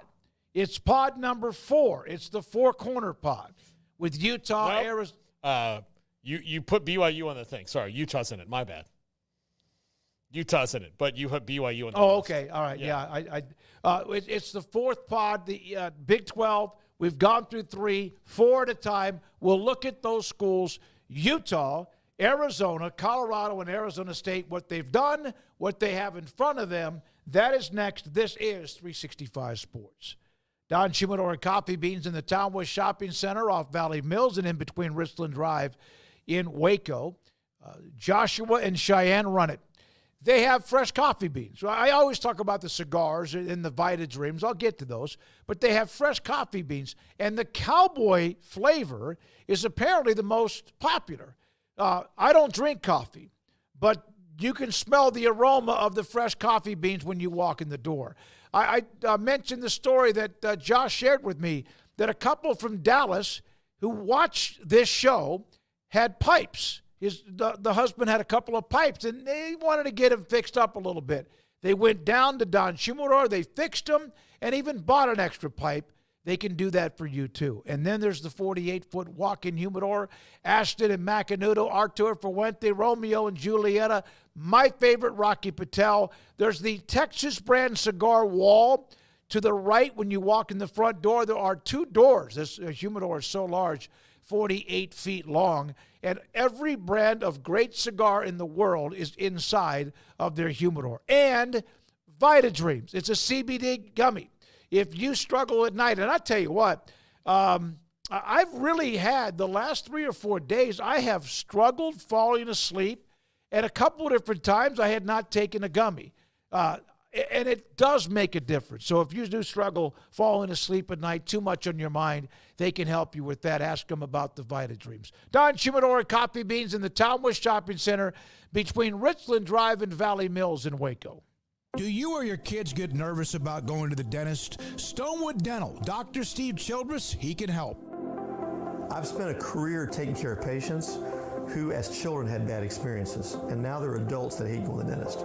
If I get a kid at 3 years old and they come every 6 months and it's a happy experience, it's normal for them. Now they have an accident at 6 or 7 or 8 at school. Now they have a broken tooth or a trauma, and they have to come here. They're used to lights, they're used to water in their mouth, they're used to experience, they already trust us. It's amazing what we can do with that kid without it being a negative thing. But if I see a 6 or 7 or 8 year old that's never been to the dentist, and now they have a trauma or an unfortunate unexpected toothache, it's harder to do that for that kid and it not be somewhat of a negative experience. So bottom line is I try to teach kids and adults and teenagers and everybody the way I'd want my family treated, which is where it's a necessary part of life. You just take care of it. It doesn't have to be that big a deal. Learn more, stonewood-dental.com. At Ideal MRI, we feel blessed to be part of the Waco community. We're a small family business here in Central Texas. At times like this, the cost of healthcare has never been more important. And unfortunately, significant illnesses and injuries still occur. And that's why Ideal MRI is open and here to serve you through this difficult time. So if you need an MRI, ask your doctor about Ideal MRI. You can schedule online in minutes at idealmri.com or call 833-IDEAL-MRI. TFNB Your Bank for Life is the official local bank of Baylor Athletics. Find out why more Central Texas are making TFNB their bank for life. Sign up for our Edge checking and savings accounts to earn interest or cash back. With 5 convenient locations and an award-winning mobile app, banking has never been easier. TFNB Your Bank for Life. Member FDIC. Pioneer Steel and Pipe opened their doors in 1943, and they have never wavered with their focus on great product and customer service, relationships with a handshake, making sure you, the customer, is satisfied. Their new facility is now twice the size, allowing new inventory, higher quantities, and in a much more organized fashion. In addition to the long lengths in tubing, angles, channels, rods, and flat, Pioneer Steel and Pipe now offers several shorter, more convenient lengths of material already cut. Their 2,500 square foot showroom has over 1,000 new products in stock, new welding supplies, hardware, quickcrete, and do-it-yourself components for any project, whether you are a professional contractor or weekend warrior. The new facility is designed to make your loading experience faster and more efficient with easy drive lanes around the building and much more room to get your trailer loaded. Our location may have changed, but our values haven't, and our relationship with customers goes much farther than just business. Pioneer Steel and Pipe on Loop 340 and Highway 6 and just east of I-35 in Waco. Some say a dog is a man's best friend. But I tell you what, boys, you better think again. 'Cause there ain't nothing better than some cows, pigs, and turkeys too. I love to cover them in sauce down at Rudy's Barbecue. Bring all your friends to Rudy's for some tasty oak smoke barbecue. Next in line. This is 365 Sports, powered by Sikkim365.com. The 4 o'clock hour is sponsored by Boozer's Jewelers, the wedding ring store, specializing in custom jewelry and repair, all in-house. Now here's David Smoak, Paul Catalina, and Craig Smoak. All right, we get a Big 12 pod number 4, which includes Utah, Colorado, Arizona, and Arizona State. We have talked quite a bit about the Utes, and they earned it because of what they were able to do in Stillwater. Kyle Whittingham also just, 2 or 3 weeks ago had the home win against Baylor. That doesn't count as a conference game, but they're 4-0, 1-0 in the conference, beating Oklahoma State in Stillwater. And now what Utah does, they turn around and they host Arizona, a former Pac-12 rival. And Arizona, don't know who they are, but we're talking about Utah. And no matter who plays at quarterback, they just keep chopping wood. Well, they're going to beat you up. I mean, physically beat you up. That's what Kyle Whittingham and Utah do. So you're already in for that kind of street fight that they put you through on defense. Offensive line is really good. They run the ball well. They're not a spectacular, that game they played in the Rose Bowl against Ohio State where they were scoring a bunch of points, and then they ran with USC and beat them twice by Cam Rising having this kind of electric game. They don't have that kind of offense anymore, but they're just efficient.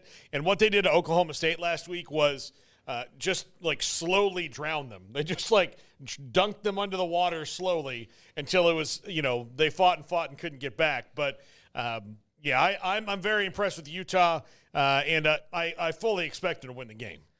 They were my preseason pick to win the Big 12 along with a lot of other people, and I feel great about that selection. Them playing Kansas State, not as much with K-State looking the way they're looking right now. That's a bit more of an uncertainty, still a possibility, but I feel really good about Utah having a spot, and I just wonder if they're, going to have any hiccups along the way. You'd think that it would have happened with a starting quarterback going down and having to throw Isaac Wilson in there, but I thought that Wilson showed a lot of poise. He had a couple picks, but overall, beyond that, had a really good game, and not something that's going to put him in the top of like the best quarterbacks in the country conversation, but good enough for them to handle their business in a place where Big 12 teams who have been around for years and years have been unable to go into Stillwater at any given point and go get a win. And Utah goes and does it in year one and does it with relative ease.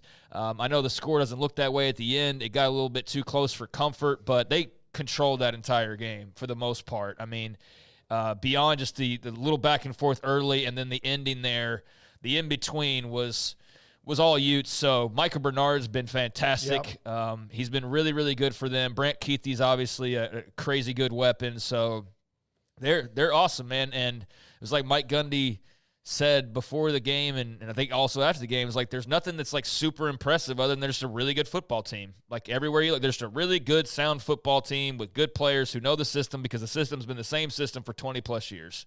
And so here they are, and they did not skip a beat without Cam Rising, and I think that gives you a lot of confidence moving forward that when he does, inevitably they have to pry his cold, dead hands from college football and go, no, really, you have to leave now.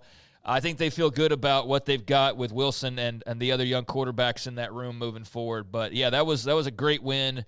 And I wonder if anybody's going to be able to jump up and beat them because if it wasn't in Stillwater with a backup quarterback starting, like when's it going to be, right? I mean, and I don't think it's going to be this weekend at home at Rice Eccles against a very familiar opponent in Arizona who is coming off of a bye week, but who we don't really know a whole lot about in terms of who they really are. We know who Utah is. Utah knows who they are. So I expect a 5-0 start and don't know like how close this game will be, but I think that the end result will be the same that we've seen so far. I keep going back to when Utah played Baylor last year, and Baylor kind of seemed like they were in not complete control of the game, but they were winning the game, and they had the lead from almost the start. And then Utah, they even changed quarterbacks at the end. I think they may have gone to Johnson. I'm not sure. But they just didn't panic. They don't. A lot of teams do. Yeah, here's two things. I know the game has changed. I've gotten more and more into team stats this year. I'm not sure why, but they're 29th in the country in rushing offense. And then on top of that, they're 22nd in the country in rushing defense. I think if you do that, unless you just absolutely can't walk and chew gum as a quarterback and throw it, that's going to win you at least 7 to 9 games a year. Do those two things, rushing offense, rushing defense, top 30, and you're going to be just fine. Yeah, there's nothing fancy about Kyle Whittingham. There's nothing fancy. He doesn't want there to be fancy. It's not one of those like tuned up, like all of that.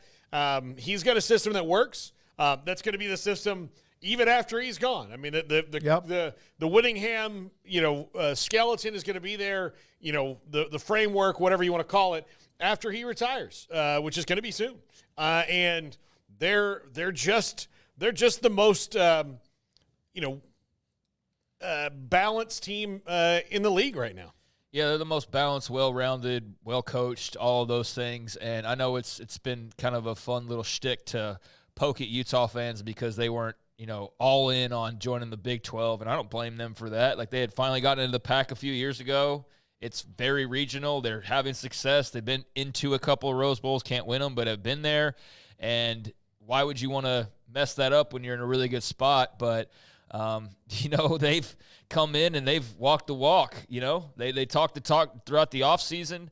It rubbed people the wrong way. I know a lot of that was just tongue-in-cheek and fun and whatnot. Some of it actually serious, but regardless of how you felt about all that, they've come in and they've done their jobs, and somebody's got to jump up and do something about it if you don't like the way Utah fans talk about their program and talk about it compared to the rest of the league and talk about their place in college football. They're going out there and winning those games, and you go out to Stillwater, like, again, that's something that not everybody's been able to go and just do. And years of opportunities, they did it right out of the gates. So I was super impressed, and I think Isaac Wilson's definitely got some good traits that you're totally fine with life after Cam Rising. And I think a lot of Utah fans at this point are kind of ready for that because it's been this constant back and forth on availability every single week for the last 2 years. Yeah, here are some great notes from LFG. Utah doesn't panic because of Witt. Here's another one from Roger the Dodger. Best way to beat Whittingham is to wait for retirement. Rising should get NCAA Medicare benefits. Yeah. I actually put that one up there. And that's pretty good for me. Conundrum. Witt will leave Utah before Cam Rising does. All that's true. Do you know what the time of possession was against Oklahoma State? Well, this is a road game. That's what they did, though. That's what they did against Baylor, if you'll remember. 42 minutes. They grab the ball. They hold on to it. Time of possession. They totally dominate that, and they score with their opportunities, and then they get stops on defense. And it's just you've got to get them out of that. You got to hit explosive plays, but it's hard to hit explosive plays. I mean, you've got to make them work for it, but what we've seen is teams just falling into their web and being forced to, make the most out of every single drive because you don't have a lot of drives. And then, you don't – it's just a formula that works really well that no one's been able to get them out of because their defense is so good and because they're pretty solid on the offensive side. And when they need some big plays, they got a Singer or a Bernard. Yep. So despite the couple of turnovers by Wilson, that didn't end up mattering too much in the end. So, yeah, super impressed. Definitely got a little too close for comfort at the end because of the way you had dominated that game, but still, a win's a win, and you move on. Fourth in the country behind Oregon State, West Point, Army, and UMass as far as time of possession. That is how they do it. They get the ball. They don't give it up. They don't give up too many big plays. And even if they fall behind, they don't panic and start to do crazy stuff that is out of their identity and also their character. They don't dig themselves a hole either, because if they had to get out of like a 17-3 hole, I'm sure they'd probably be able to do it, but it'd be a damn hard thing to do as opposed to it's 7-0, it's 7-3, we're on an 8-minute drive, but if somebody were to be able to, the old Baylor teams, that would have been a really intriguing matchup that could pop a big play and then maybe get you down 14-0. Then what does Isaac Wilson have to do? But nobody's been able to put them in that position. So, you don't have to worry about it, but it would be interesting to see how they'd be able to respond because they have been so dominant and just thorough in the way that they've kind of just made games go the way they want them to go. And now we go to Colorado, of course, where Baylor was this last Saturday night. They couldn't finish. They couldn't step on the neck, kick a field goal, and there's none of this drama at the end. Maybe there's a late touchdown that makes it closer. But Shedeur found Wester and Colorado with a huge adrenaline rush, now on their way to UCF. But the Bulldogs, the Buffaloes, Dion, and, they lose that game, and who knows what they end up. But they didn't. Now, does that just mean they'll be 6-6 or 7-5 rather than 5-7 or 4-8? I don't know. But they are a lot of fun to watch. They really, really are. They don't seem to give up. Now, somebody might splatter them one day, but they just play hard. You can say whatever you want, and they did. And they found a way, and now they play UCF. Bad matchup for Colorado.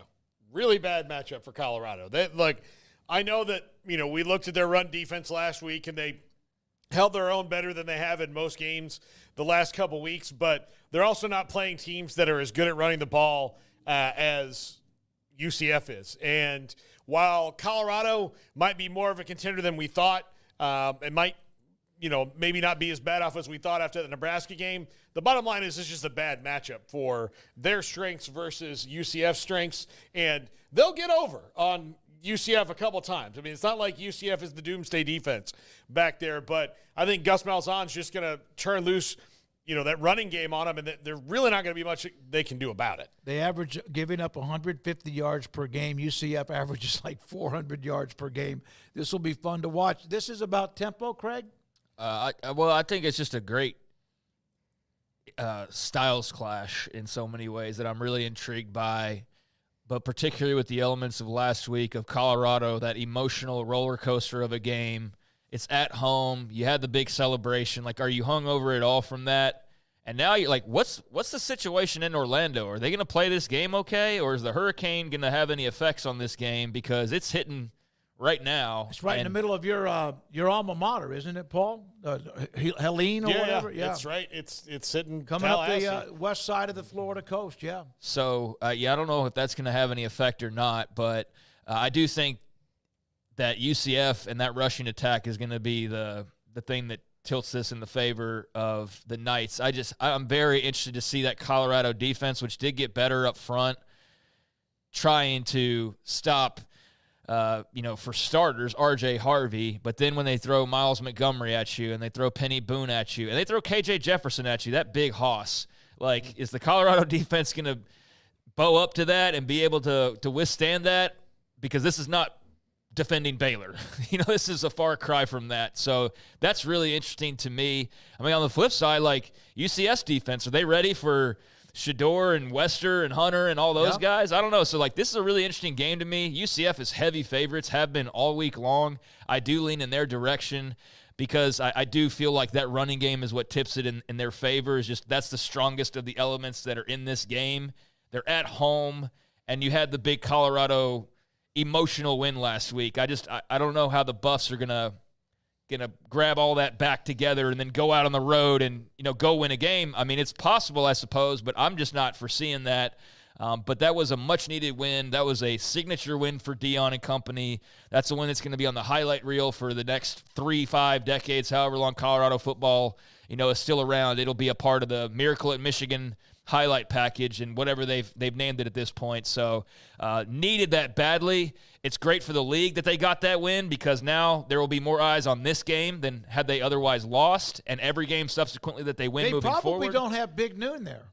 No, probably not. Yeah. No, yeah, Big Noon's there because UCF's off to an undefeated start and because of what Colorado did. So, yeah, that contributed to Big Noon being there and getting great exposure for the conference. So hopefully it's a really good game. And I mentioned all the running backs. Colorado's defense also has to defend Kobe Hudson. So they can hit you in multiple ways there in Orlando, and I think that they will, and that'll ultimately be too much for Colorado. But that was a really good win for them last week and one that they'll remember for a very long time. Hell of a game. Absolutely hell of a game. I can admit this now, but on my way back from, Love Field, and trying to kind of keep up with it on my screen on my in the car, and even stopped to get myself some fast food, which I don't do very much anymore, so I could sit there and watch a critical part of the game. And I said, okay, I think Baylor's in pretty good shape. And then, of course, I got home just in time to see the disastrous ending.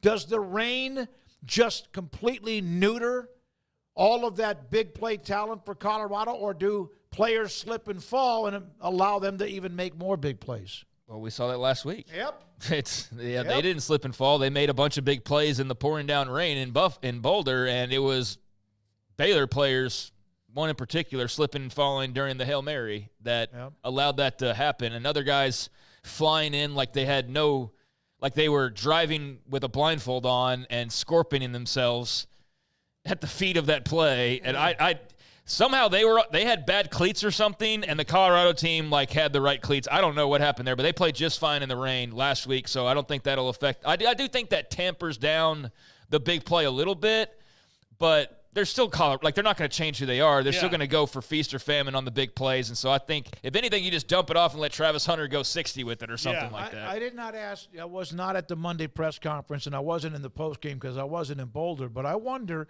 the equipment staff, they bring those different type of spikes and whatever else, and you sometimes when it's your home field, you just know a little bit more about what you need to play with. It wasn't raining at the beginning, though, right? It started raining in the second half. Is that right?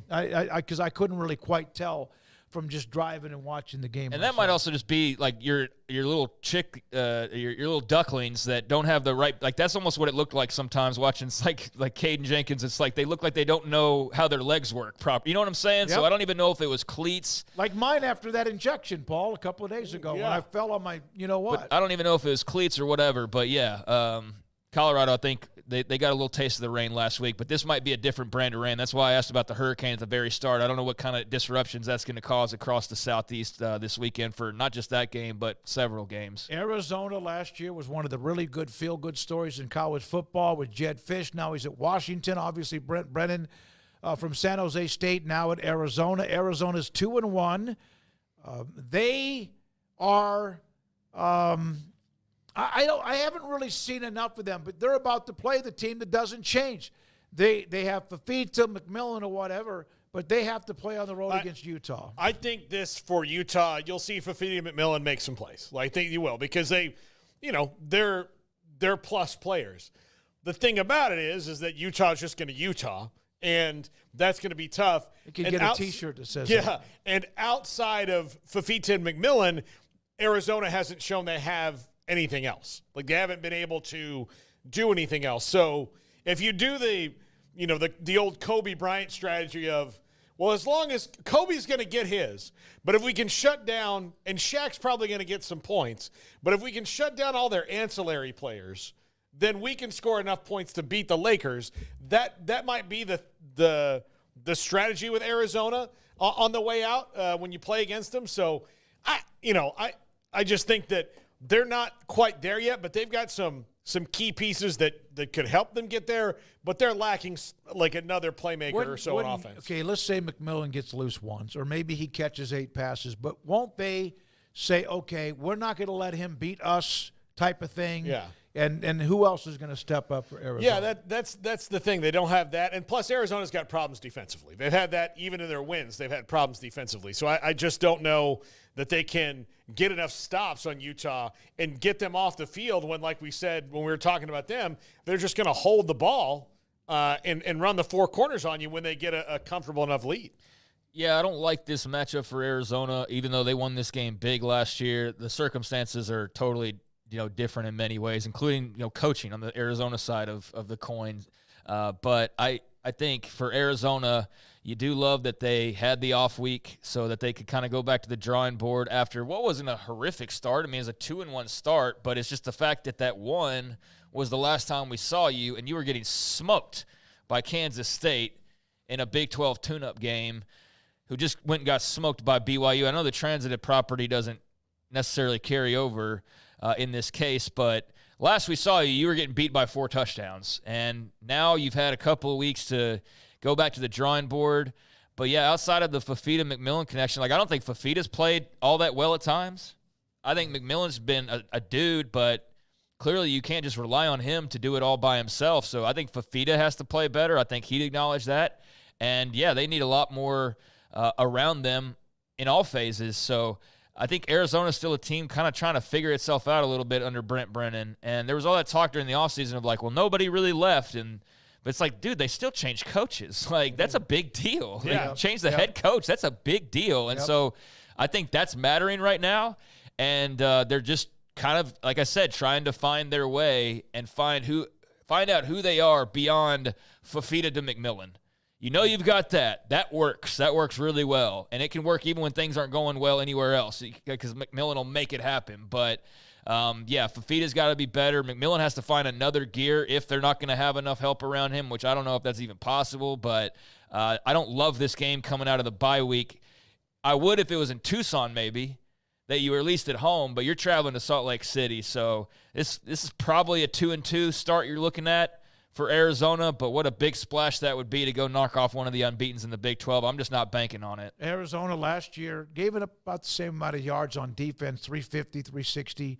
That's what they're doing now. They're 72nd in the country total defense. They were 50th. Now, probably the difference might be, for example, turnover margin, which I haven't been able to get to that. But, again, I've become a stats geek.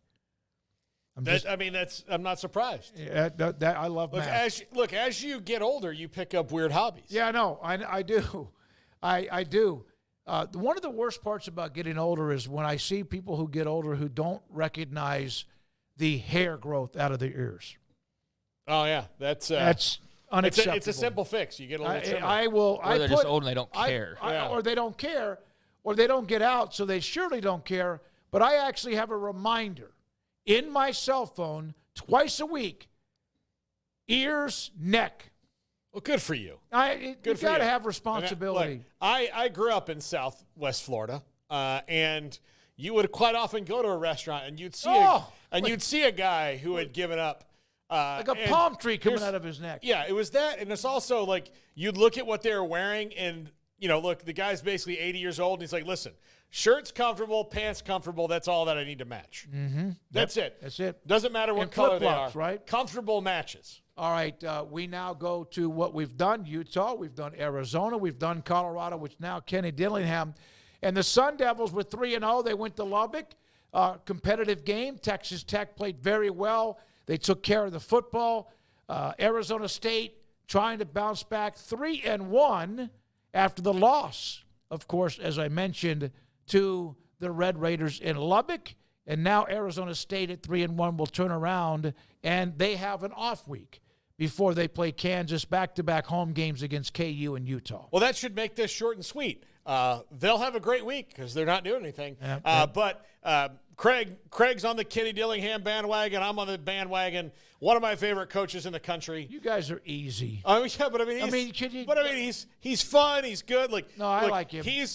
If you look at and if he gets, and I'm not knocking Sam Levitt here. He's done a good job with Sam Levitt. But when he gets his guy, like a guy in there, and I'm surprised. Jaden Rashad, I'm not surprised Jaden Rashad didn't stay, but if he'd gotten some more time with Jaden Rashad, that would have been something else because he has got hands in the turnaround of the career of Jordan Travis and Bo Nix. Both of them were a little listless until Kenny Dillingham was a part of their growth. And so you got those two guys who were outstanding college quarterbacks and now in the NFL. I can't wait to see what happens with his quarterbacks over the years. And he's already got them believing and confident in themselves and on a mission because they were stepped on by their own university last year and their goal taken away before the season started. Yep. So I'm all about Kenny Dillingham. I wish him the best. He's got a commitment from Cameron Dyer from Albuquerque as a three-star quarterback. This is a class of 2025, so he'll start the piece. And Michael Tollefson, another three-star from Tustin, California, who's starting to put the depth together at the quarterback position. And, of course, there's the transfer portal. Yeah, Sam Levitt's still a young guy, so we'll see what happens with him. But, he's shown some promising things, and yet he's not like an elite dude, to your point. So we'll see. I saw somebody put together with Matthew Sluka, who's getting more attention in the last 48 hours than he got an entire college career beyond that.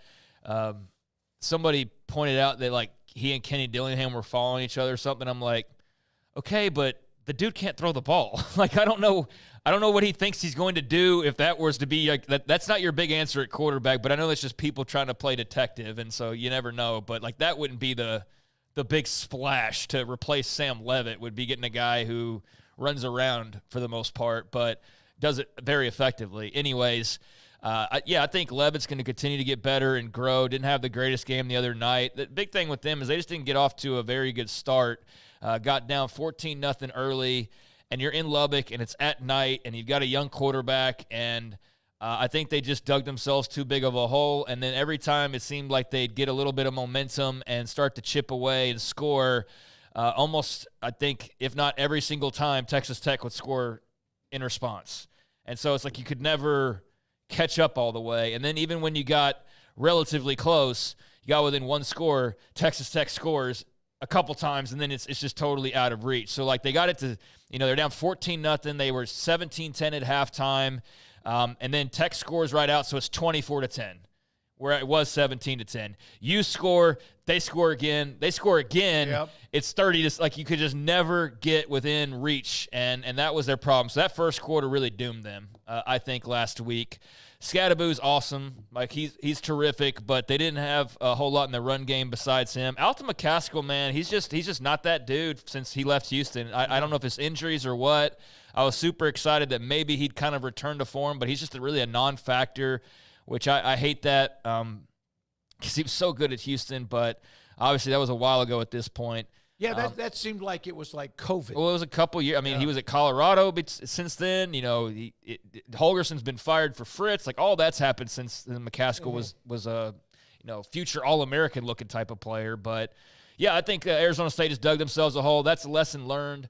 Big message, and I think you'll hear this quite a bit, especially for the newer schools who were in a league where, he's a Pac guy, but even he will tell you, like, the fan support in that league compared to this league is not the same. And so he was, like, really impressed by the Tech crowd and used that as a way to, like, motivate their fans that, like, hey, we're going to have to create our own home field advantage. I think you're going to see that. Like, you don't have to worry. Like, Utah's already got that. But I do think at ASU, after what they've been through, they've got to kind of build that back up. So that was a nice learning experience to go into a territory like Lubbock and kind of go like, oh, okay, so that's what it's like on the road here sometimes.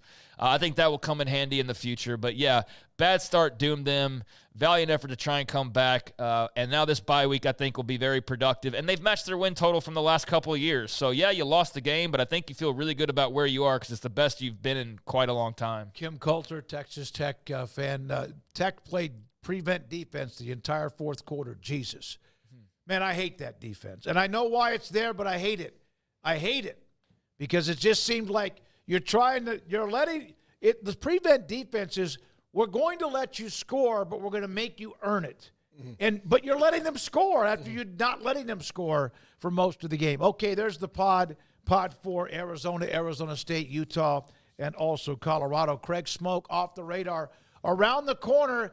And our guy, Kalani Sitake, BYU football coach, will join us just after 5. This is 365 Sports. Marco's Pizza. Pizza lovers get it.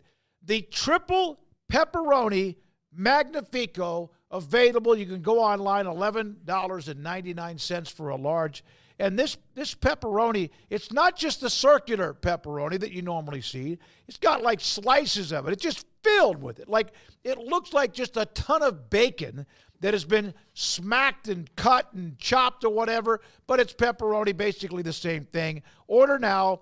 Use the code word triple pep. Also, the new mega meal deal that's $19.99, one large topping pizza, cheesy bread and Cine Squares, that's available. The Fiery Flavors menu right now, including 7 new items featuring a spicy cheese blend. You can order that right now. There's the Pozzoli available, traditional or boneless wings, specialty pizzas. This is the fastest growing pizza brand in America. Bob Mock in Waco, 5 locations, and just a handful of years ago, there was none. He's been in the pizza business most of his life. He understands it. He's actually been a driver. He's made the pizzas. He's run a store. Now he owns 5, Bellmead, China Spring, Woodway, Hewitt, and also in Robinson. Marco's Pizza. Pizza lovers get it. Established in 2007 and independently owned, Alliance Bank Central Texas is committed to helping families and businesses meet their financial goals. From their tellers to their board of directors, they know the importance of superior service and competitive products. Customers have confidence knowing that their financial needs are in good hands. It's your bank, Alliance Bank Central Texas, with 2 Waco locations, 4721 Bosque Boulevard and 191 Archway Drive on Highway 84, and at alliancebanktexas.com. Member FDIC, an equal housing lender. Hi, I'm Mark Mark Stewart with Bird Colgan Ford. It's that time of year. It's football season. Bird Colgan Ford is a proud supporter of the best high school football right here in Central Texas. BK Ford is proud to sell the #1 selling truck in Texas, the F-Series truck, 47 years in a row. Come see the largest showroom in Texas and experience better at Bird Colgan Ford.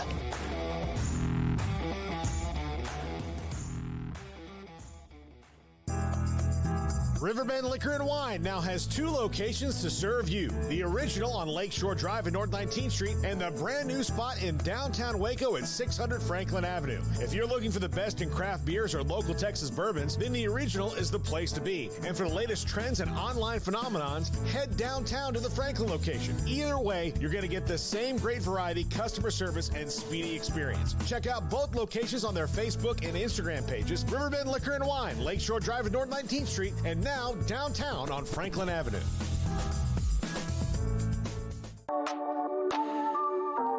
This is Craig Smoak's Off the Radar, presented by Alliance Bank. They take pride in making banking easy. AllianceBankTexas.com. Welcome in Off the Radar here on 365 Sports. Segment Tuesdays, Thursdays around 4:45 or so. Just take a look at a grab bag of stories from around the rest of the athletics world. And going on right now, a little bit of history out in Oakland, California. And trying to think, how often are we going to talk about Oakland, California after today? Okay, no Probably more Raiders. little to never. There's no, you're right. Not in sports, because it is the last home game for the Oakland A's today after decades in the Bay, and the Oakland Coliseum still hanging on after all these years, albeit just barely. It can finally, I guess, move on into the ether or turn into whatever it's going to turn into. I don't know what the plans are. I haven't kept close tabs on all of what's going to happen in the city of Oakland, other than the fact that they are losing the Oakland A's, and today is the swan song at the historic Oakland Coliseum. They are currently playing the Texas Rangers, and they jumped out to a 3-0 lead early, a lead that is now down to 3-2 in the bottom of the 8th. So looks like they're threatening to score, and maybe they open this back up and they send off the Oakland Coliseum with a win, but that is ongoing right now. All 17 of them. Huh? All 17 fans. 40. Actually, no, really? Okay, actually, good. should have let me finish, because they've got a bunch of people there today. Wow, it's probably good the biggest for them. crowd they've had in years, because Since it's the Reggie. final. It's the final game for everybody. So you're not only seeing fans, but also a lot of former players there as well. Barry Zito sang the national anthem. You also had Dave Stewart and Ricky Henderson were out there as well, throwing out the first pitches for this game today. And there's been, I know Barry Zito, I think maybe he's part of the broadcast crew or something, but he was up in the booth talking, I believe, at one point. So it's been quite the day of bringing back some legends and saying goodbye to the Oakland Coliseum, which opened in 1966, or I guess that was the Oakland Alameda County Coliseum.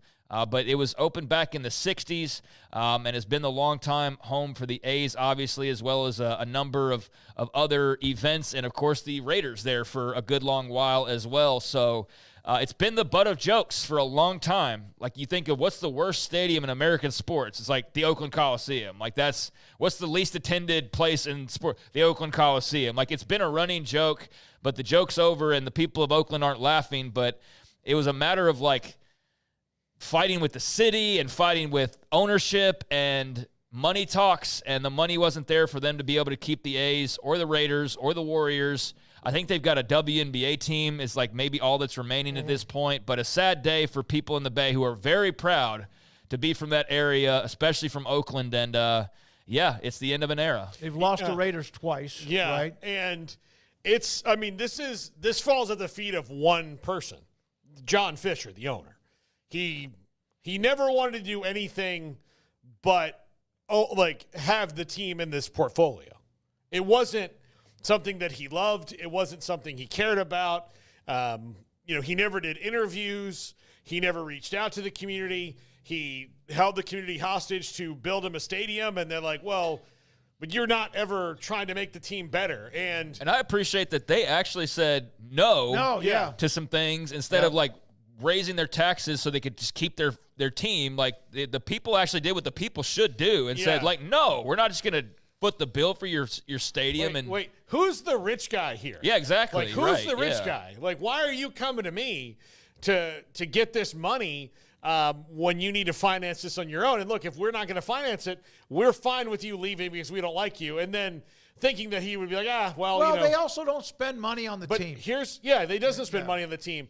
And Moneyball is a fantastic book, and the movie is really good, except for the fact that, people, like, I guess a lot of people didn't read the end of it where it got them to the playoffs a few times. It never won them the World Series. And it's not like the A's have never won the World Series. Oh, they had great teams with Reggie Jackson and Catfish Hunter and Vita people like Blue that. and all that. And look, it's not even been all that long. The Bash Brothers and Dennis Eckersley and all that won a World Series. So except when Kirk Gibson broke their heart.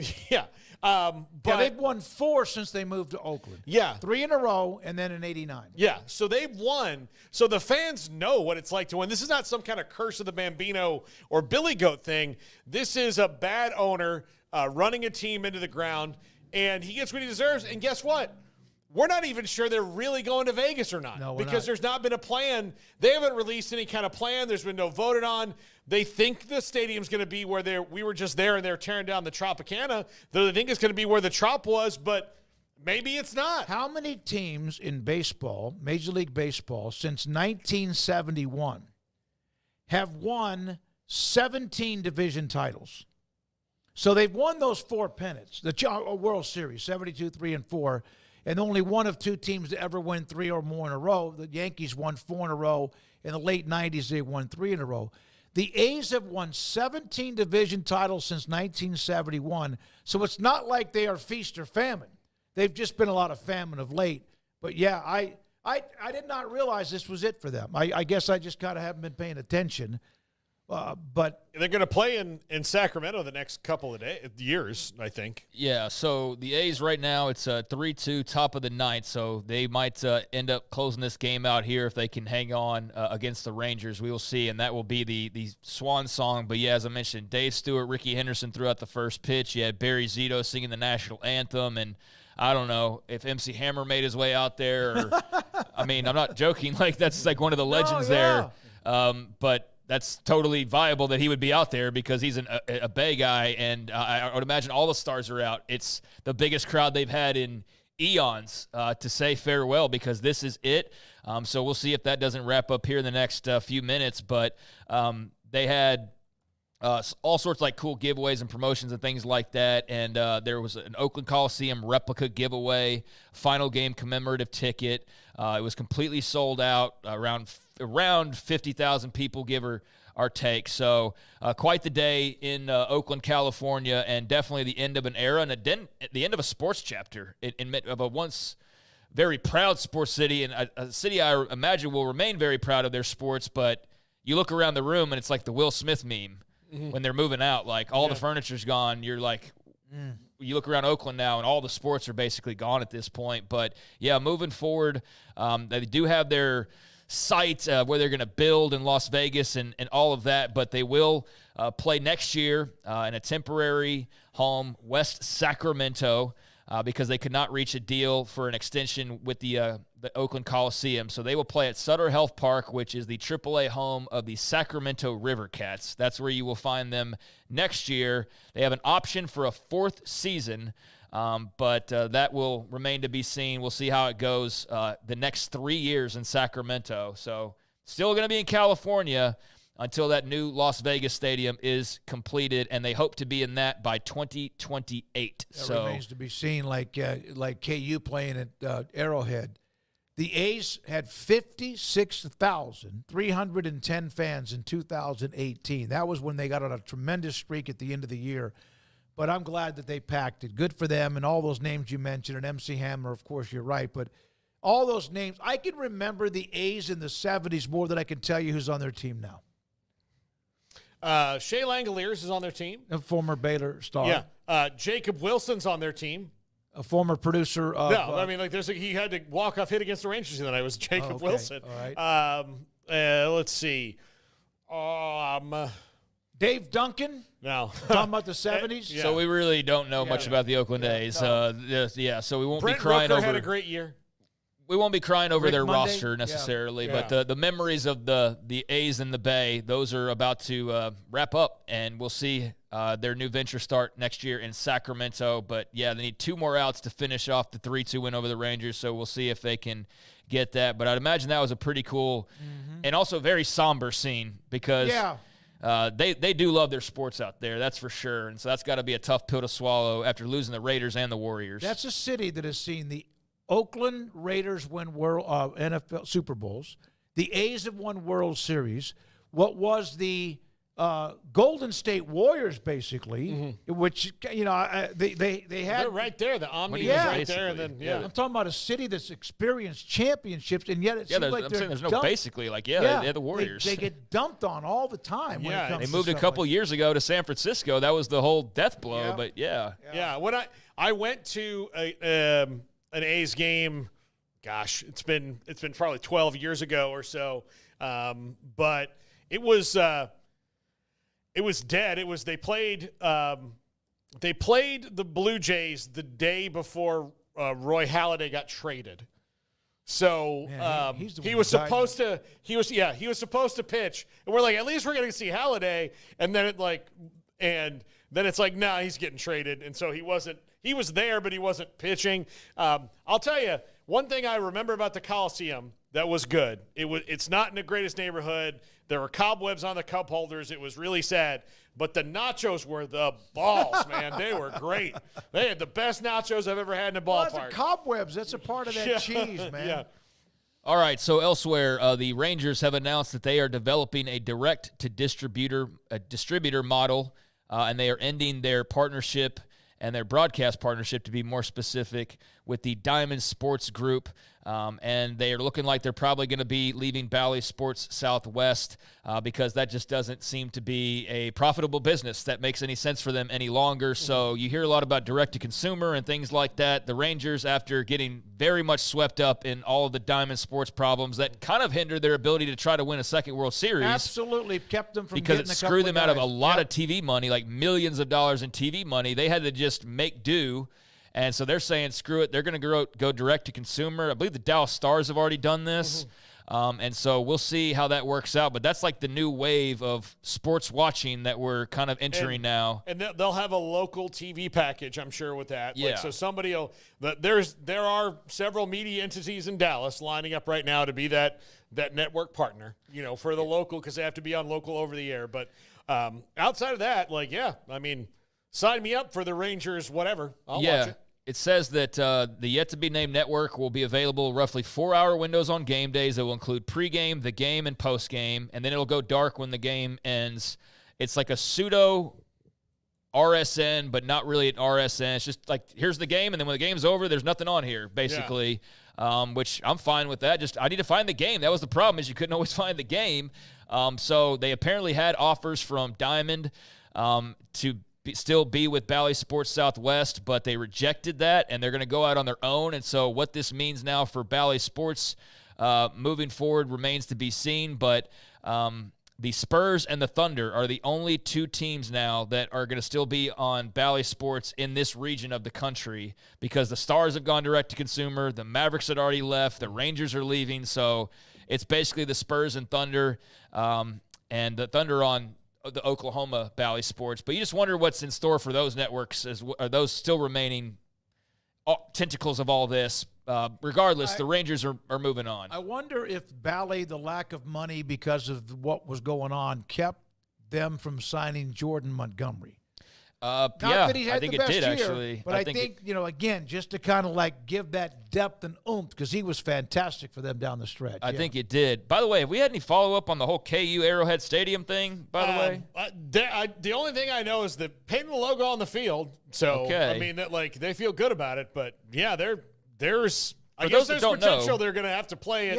Go ahead, Craig. At Kansas City High School. But for those that don't know, Kansas and the Chiefs scheduled to play at Arrowhead Stadium, or Kansas was scheduled to play at Arrowhead Stadium, and the report came out earlier today that 5 times, right? Like it's like 5 times, 4 or 5 times. Yeah, that they did not have a signed contract to use Arrowhead Stadium, which is problematic because you're expecting to play your games there, including the TCU game on Saturday. So that report was out there. Apparently, KU Athletics said that it was complex, and part of it had to do with insurance coverage. And there's reports out there that detail how they arranged with Sporting KC. But, yeah, I was just wondering if there was any follow-up on that. I'm sure it'll get taken care of, but it's kind of a bizarre story that was out there earlier today. And I'll wrap up with this.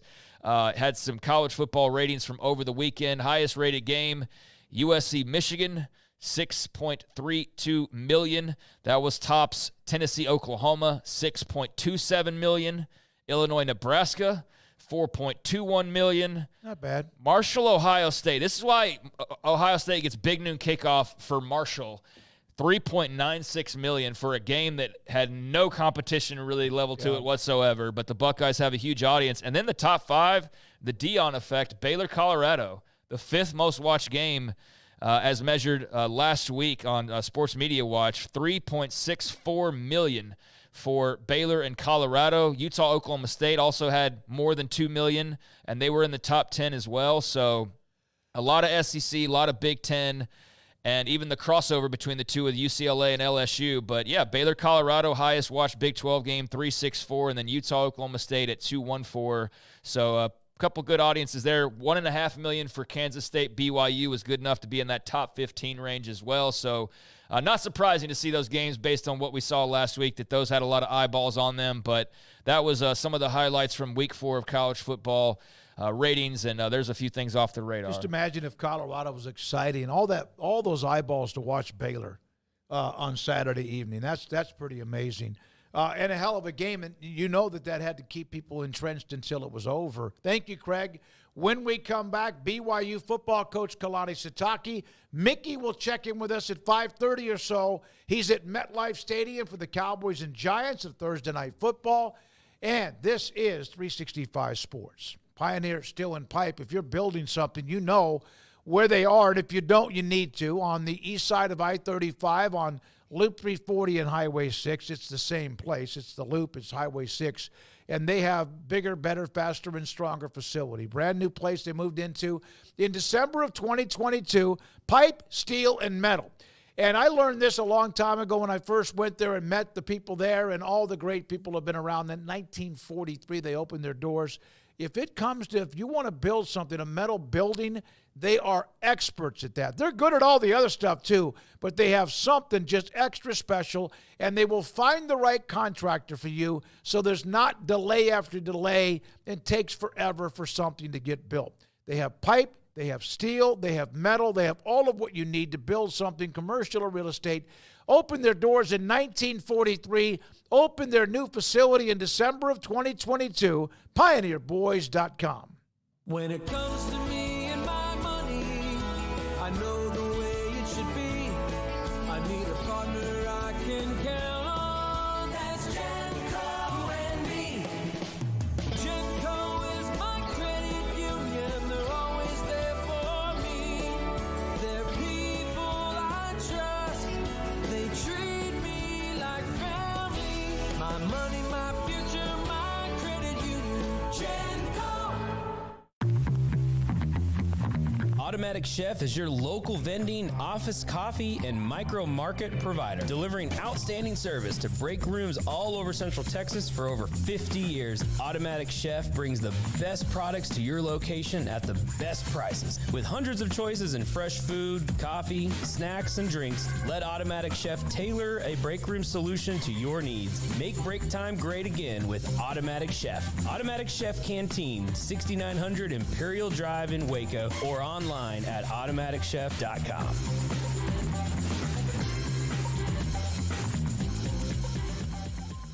Bambi SQ, what is the number one reason or two or three reasons, Bambi, that people should contact House of Travel? As a travel agency local here in Waco, we can take care of all your bookings, your payments, answer your questions, help you when there are issues or problems, things that may come up that you don't know what to do or how to fix them. People don't realize we don't charge a fee for what we do. It doesn't cost you extra to use a travel agent. We're just here. We get paid by the tour companies and the cruise lines to represent them. But you have an expert on your side that's here and local, and you have a name and a face to put together to help you with anything anything that you may need, give us a call. We can price things for you. We can help you answer questions. We can make it simple, easy, and one stop. Your knowledge of all the years you've done this and then spit it back to them or give them options? It helps us to kind of know a date range, a budget, what your goals are and what you want to see and do on your vacation. And then that helps us to know what to look for, and we can narrow down and help you make the best choices for your vacation so you get the best value. You get exactly what you were hoping for, and making sure that it's taken care of with a carefree, easy, simple for you type vacation. I've been doing this for over 40 years. Every day I learn something new. I experience new situations and things that I can help take care of for people, whether it's just making sure you get the best deals and find the best vacations, or whether it's to solve that problem like you've got a flight that's being canceled and you don't know what to do. There's weather coming up. Should I cancel my trip next week because of the hurricane? Those are things that we take care of and you don't have to worry about. You've got somebody that you can rely on that you know is an expert, knows what we're doing, have been doing this for a long time, so that you're not questioning, okay, does the person on the other end of the phone really understand what I'm asking or know how to find those deals? You've got an expert, and we are here to take care of that. For more information, go to houseoftravelwaco.com. Don's Humidor, your home with a 48-foot walk-in humidor with the elite cigar brands from around the world, including the #1 cigar of the year, Aging Room Cuatro Nicaragua. Plus, they have the great brands like Macanudo and Artur Fuente, Rocky Patel, Aston, and so much more. CBD, great for sore muscles, aches and pains, sleep, Vita Dreams, and anxiety, mild depression, general health and wellness. Their staff very knowledgeable on the subject. Don's Humidor in the Townwest Shopping Center off Valley Mills in Waco. Want to send a message to the show? Jump in the Rudy's Country Store and Barbecue chat room. Coach. Doing great, thanks. That's awesome. All right, David Smoak, Craig Smoak, Paul Catalina. We're ready when you are. Garrett? Okay. On the field. We're excited about the energy. Has been unbelievable. So I'm looking forward to us getting better. I mean, so far we've gotten better every week, and looking forward to improvement that we can make from last week to now. When do you think the big confidence jump happened for you guys this year? Was it before the season started, or getting a couple of those wins under your belt kind of let you know that if you keep playing the style of football you're playing, you're going to be in every game and in control?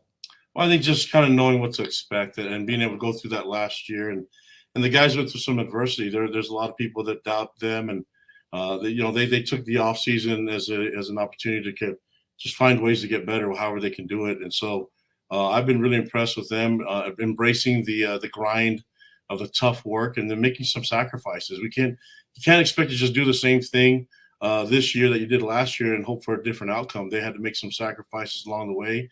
You have to pay the price in some ways, and you have to still do that in your daily life. And so they've done it in the off season. I'm excited that they're living discipline and doing things the right way, so we can get be in a position where we can play at our best, because we need them all to be at their best. And then if we can do that, we should have confidence getting on the field. We're excited about this matchup. We're excited about being back on the road again and getting out to Waco. And I know Dave Aranda will have his team ready. So I know that Baylor will give us their best shot. My job is to make sure that we give everyone our best shot. And just happens to be our 5th game right now and on the road in Waco. And I'm excited. Hopefully we can get that done. Coach, I know you're looking forward, but I do have to at least ask about just the elements of last week. You as a player, as a coach, I mean, you've seen a lot of the craziness there in Provo, but, I mean, that middle 8, I mean, that was as raucous of an environment, I think, as you're going to probably see in college football this year, with all of the big plays that happened. What was that like to be in the midst of all that as your team was starting to take over that game? It was incredible, and I loved every part of it. I mean, I can get used to that, Yeah. But I think it was just one of those things with the momentum. We got it, and then never relinquished it. And so I have to give a lot of credit to our players and the way they just stuck with it. It was easy during the game for guys to start pointing fingers, getting frustrated with one another, but we didn't see any of that. And these guys have become a closer team, and they've bonded because of the things that we've been able to go through. Sometimes adversity does that for you. And so I think this is a close group of young men. This is one of the closer teams I've ever been around. Might be the closest team in terms of how much they care for each other and how they're willing to help each other and serve each other. So I think that when you have that type of dynamic, it should work out well, where you can play, unselfish football, and guys are just going to do whatever it takes and relish the role that they have, even though it may be different than what they anticipated. You had the nice start last year, and then we know it didn't finish very well. Was that kind of maybe made whatever happened in the end look a little bit different than it was? It was just a losing season. You guys just did not finish some games at the end? Yeah, and I think some of it too is just all the little things matter. When you pile all those things up, it goes back to the fundamentals, and sometimes the answers can be as simple as ever. So the answers for us is just be really good at the simple things, and things that we should be make a big deal about. But you have to be careful that's not overriding. That's the only thing you care about. It's a combination of all the various factors that go into it. And then just a reminding everyone that this is supposed to be a game, supposed to be fun. We play at our best when we have a good time. And part of your responsibility of being here is that you show appreciation to the ones that sacrifice to get you there. And you might as well have a good time while you're doing it. That's what parents want. That's what their loved ones want for them. And so when they go out and they do that, I think we can play a little loose and hopefully things go well for us. That's what we're trying to accomplish right now.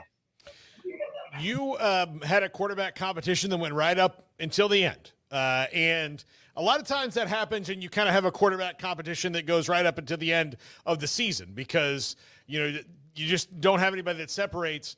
What has happened since Jake became the starter that has allowed him so much to separate? Because he's played very, very well for you this season. Yeah, from the beginning, I mean, the competition, and that's a huge compliment to Gary and to Jake, is that they pushed each other. I mean, they both got better. So it wasn't that one outperformed the other. They both raised their level of play.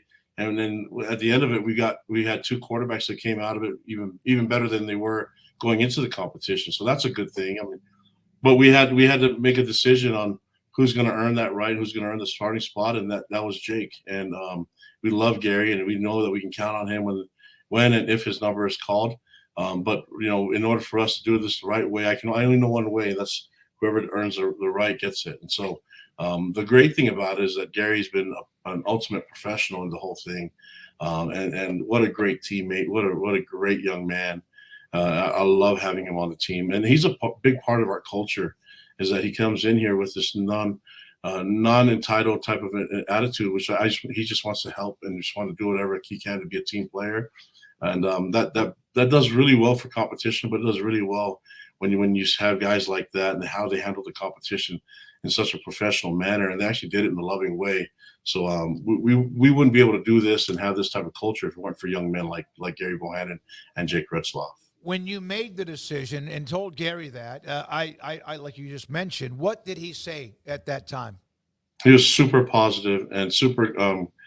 He was so complimentary of Jake and congratulating him, and so it's not what I expected. Because you know everyone's going to be can handle things in the right way, but he showed it. He showed it with his example.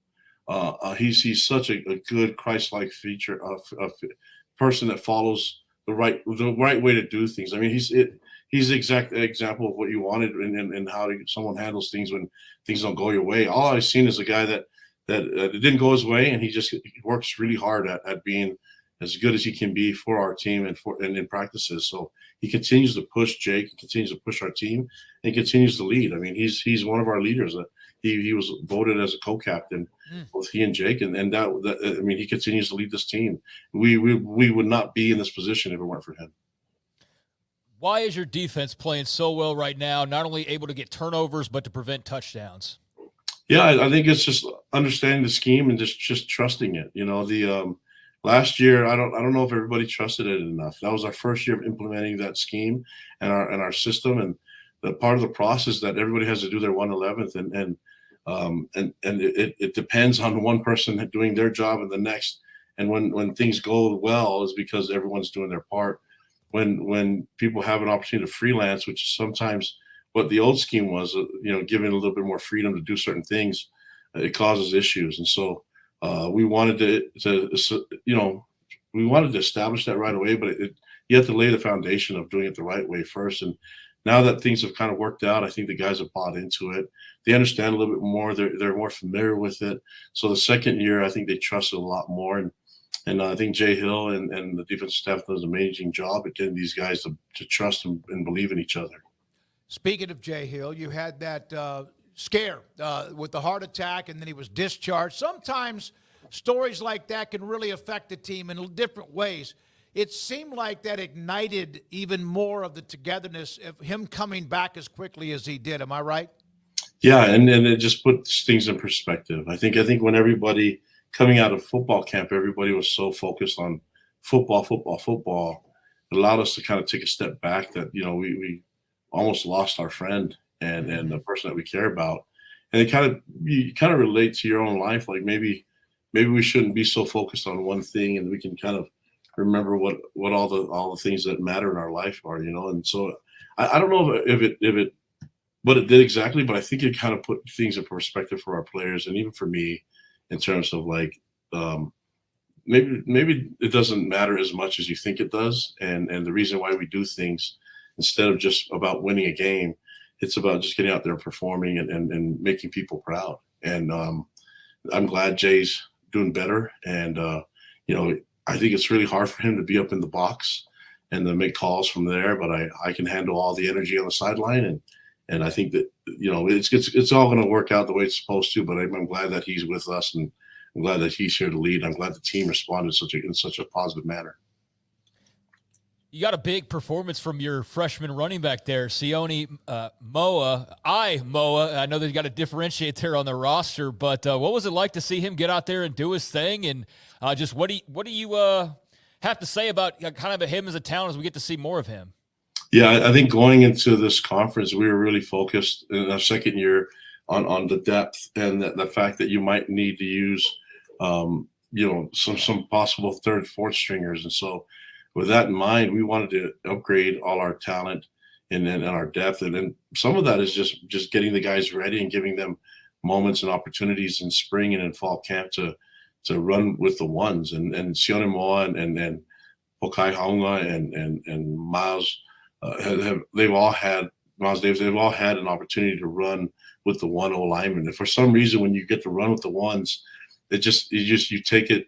It's a little bit more serious, And so we saw those guys doing all that, and I have to give a lot of credit to Harvey Unga as our running back coach and Aaron Roderick as our offensive coordinator, TJ Woods as our O-line coach, just getting these guys in a position where they feel comfortable and that they didn't panic whenever their number was called to be on the field. And so we have a deep running back group, and we just need them to do their job. But it was important that our coaches gave them valuable reps early in spring ball and in fall camp in terms of taking turns at running with the ones. Gives you a little bit more confidence. A lot of coaches have to constantly implore their fans to come out on the road, show up. You don't really have to spend a lot of emotional space on that. Your fans do that anyway. I know that you're always grateful, but what is that like? Because there are a lot of coaches out there in many sports that like, please come, please come, please come. You do not have that problem. You're going to have a throng of people here in Waco on Saturday. Yeah, I mean, we've been really fortunate that happens, and we have an amazing fan base that wants to be with us at home and on the road. And so I'm looking forward to seeing these fans in Waco, and I'm just grateful for all of them, and that they care about us, want to support us. And so more than anything, just want to show them as much gratitude as possible and appreciation, because I know it's hard to travel or hard to make that move to go to someone's home field and show up, but our fans will find a way, and I'm excited that they do that, and it's something that we will never take for granted, but we will try to show our appreciation as much as we can, which is why we sing our fight song to them, regardless of the result of the game. We want to make sure that they know that we love and care about them. You and Dave Aranda very close. Gary Anderson and Dave very close. Both of you coming off the seasons that were last year. Did you and Dave talk much about any of that? I'm sure you guys get deeper than that, wins and losses, but that's part of your job. Did you guys discuss much about the tough year and how you move forward? No, we didn't really specifically talk about that. I think when we talk, it's usually more about philosophy type of things, and we share some ideas and thoughts. But more than anything, it's just like I like talking to Dave because he's a really good man. He's a great person, and I like his friendship. I like what he represents. I just like the way he treats people, and I like being around him. And so that's why I know he'll have this. I mean, I've been around him. We've been around each other in the coaching profession long enough, and we've done a lot of development. I've seen him do some really amazing things, but more importantly, I like the way he treats people, and that stuff matters, and that's why I know that this is an important game for us, because I know he'll have his team ready. He is the right man as far as his leadership and what he can do as a head coach. And so, I'm that was a heartbreaker last week, but I know that he's the right guy to lead them and get them turned around. I just need to make sure that my guys are ready for this, and that we had to just get them over the game already last week, and just like we got to move on. And I feel good about our preparation, but because I know Dave on a personal level, I know that this matters to him. I know that he loves his kids, and he'll get those guys ready to play. By the way, to that end, on coaches getting along so well, that was a beautiful moment last week between you and Coach Kleiman. Just after the game, just really, it was heartwarming to see it. Like after a game for his side that had to be like gut wrenching because of the way that it just went your way so fast, but it was just a really cool moment. What was that like to be in that? Well, I'm just going to have to say I've been so impressed with Chris Kleiman. I consider him a friend. I've always admired what he did as a coach on the football side of it. And then I got to know him on a personal level on a Nike retreat, and his wife Rhonda, and I was just like, these people are amazing. And then we have this interaction. He's so good to my father. I took my dad with me on the retreat because my wife, we have a 2-year-old, so she wasn't going to go to Hawaii with us. But it was nice that I was able to take my father, and the way that they connected with my dad. I mean, it was awesome. And I knew that he's a great coach. I knew he was going to have his team ready. But what a classy individual. Even at the end of it, I know it was a heart-wrenching loss for him, and something that he didn't want to happen. And when he hugged me, he said some really cool complimentary things, just complimenting the team, and said he was happy for me. And that was super special. What a great human, man. I want to be just like that. And when things don't go my way, is what a strong individual right away at the end of the game to be able to just do that. And I've been really impressed. And man, I walked away from that game even more impressed with him. But that's what it's all about. I've watched this. Lavelle Edwards, who was my coach, was very similar. You know what I mean? And then this profession is really cool. But and talking about Jay Hill and all those things, there's a lot of people that go through some stressful moments, and for Coach Kleiman to do that and to be so complimenting and just to be complimenting me and then to be so positive, what a great person and what a great leader. I'm excited to watch this team perform this next week. Well, from one great leader to another, we'll see you Saturday. You've been great to us. Hopefully we've been good to BYU too, since all the flirtation of what might happen even back in 21. It's been great to have you. Congratulations on the start. We'll see you Saturday in Waco. Thanks for your time, Kalani. Good luck. Congratulations, and have a great week. Appreciate it, guys. Thanks for having me on, but I look way better on radio, so thank you. Kalani Sitake, a friend of the show, and we love the guy, and the head coach at BYU with us. This is 365 Sports. Hi, I'm Dana Hassel, President and CEO of American Bank. Waco is a great place for business, and for more than 70 years, American Bank has been the bank for business. We continue to invest in our growing community with state-of-the-art branches conveniently located to serve you within minutes. Our experienced bankers, lenders, and decision makers work directly with business owners like you every day, providing tailored solutions, timely answers, and local insights face-to-face. Schedule a meeting with one of our bankers today and find out what makes American Bank the bank for your business. Member FDIC. How did Edward Jones become one of the biggest financial service companies in the world? By not acting that way. Financial strategies, one-on-one advice, it's a big difference. And that's why Brad Wilson, your Edward Jones financial advisor, makes sense of investing. Experience the difference for yourself. Brad Wilson, 250 Sharon Drive in Woodway, 254-776-4337. Edward Jones, member SIPC. Ready to take your business to the next level? Carrion Solutions has got you covered. We deliver world-class IT consulting, including Quest On Demand and Migration Manager, M365 and Exchange migrations, Active Directory assessments, security hardening, and Windows Server upgrades. Our experts specialize in consulting, monitoring, support, and managed IT services. We promise vision, professionalism, and unbeatable value. Satisfaction guaranteed. If you're not happy, we make it right. Remember the name Carrion Solutions. For more info, email sales@carrionsolutions.com or visit carrionsolutions.com. That's CARRION solutions.com. Carrion Solutions IT success guaranteed. With so many companies and policies out there, it gets so confusing shopping for insurance, and I never know if I'm getting the policy that's right for me. Luckily, I met the team at the Niche Group Insurance Agency. With the Niche Group, you can go to one company and get access to coverage options from many insurance carriers, and you get to speak to a real person about your specific coverage needs. With the Niche Group, I know I'm getting the right coverage at the right price. If you need insurance, talk to the experts at the Niche Group at 1-800-258-8302. He is to humanity what bacon is to breakfast. He is allowed to use his cell phone on an airplane.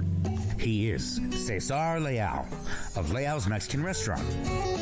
I don't always eat Mexican food, but when I do, I prefer Leal's. Leal's Mexican Restaurant, 9000 Panther Drive in Woodway, 254-772-8140.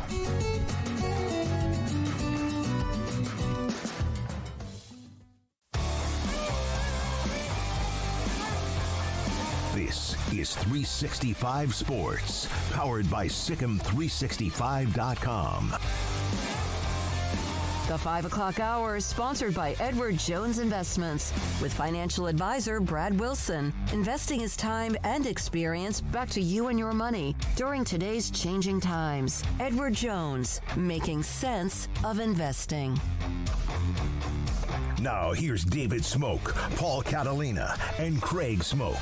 Mickey Spagnola has his own pregame show with the Cowboys up at MetLife in Jersey against the Giants. Mickey joins us on 365 Sports. Mickey, this has been such a lopsided. Most of the Cowboys series has been lopsided against teams in the division, but then there's those stretches. The Cowboys have just dominated the Giants. They've won 13 out of 14 against them. Last time they were there, they won 40-0. They have really just crushed the Giants. Is there anything that changes tonight? Well, I don't know if the last two game performances changed what's going on, but I mean, I'm sure they'd love to anticipate that dominance would prevail, but after they got dominated these last two games, I think everything's up in the air at this point out here. Mickey, it takes a while to fix a lot of the things, right?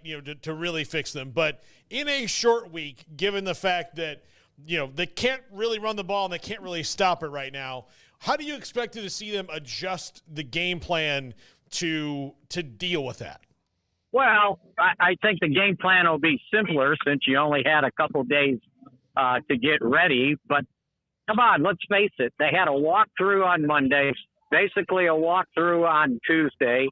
They had a walkthrough on Wednesday and probably did it in the ballroom today. So it's not like they could start grinding to try to fix everything that's been wrong. Now, it's got to be more mental preparation to make sure you know what you're supposed to do when you're supposed to do it, right? And then see if whatever game plan you come up with, pays off. One of the things is you got to figure out why you're not stopping the run. And guess what the Giants are going to do? They're going to run the ball. And if you remember, there's been a couple games against them that Daniel Jones has done some running himself. So now it ends up being another deal the way Baltimore was with Derrick Henry and Lamar Jackson. I don't know if it bothers you or not, but the Cowboys are all in white tonight. I'm down on the field now, and the kickers just ran by. So it's the white rush game here. I'm waiting to see how the Giants come out.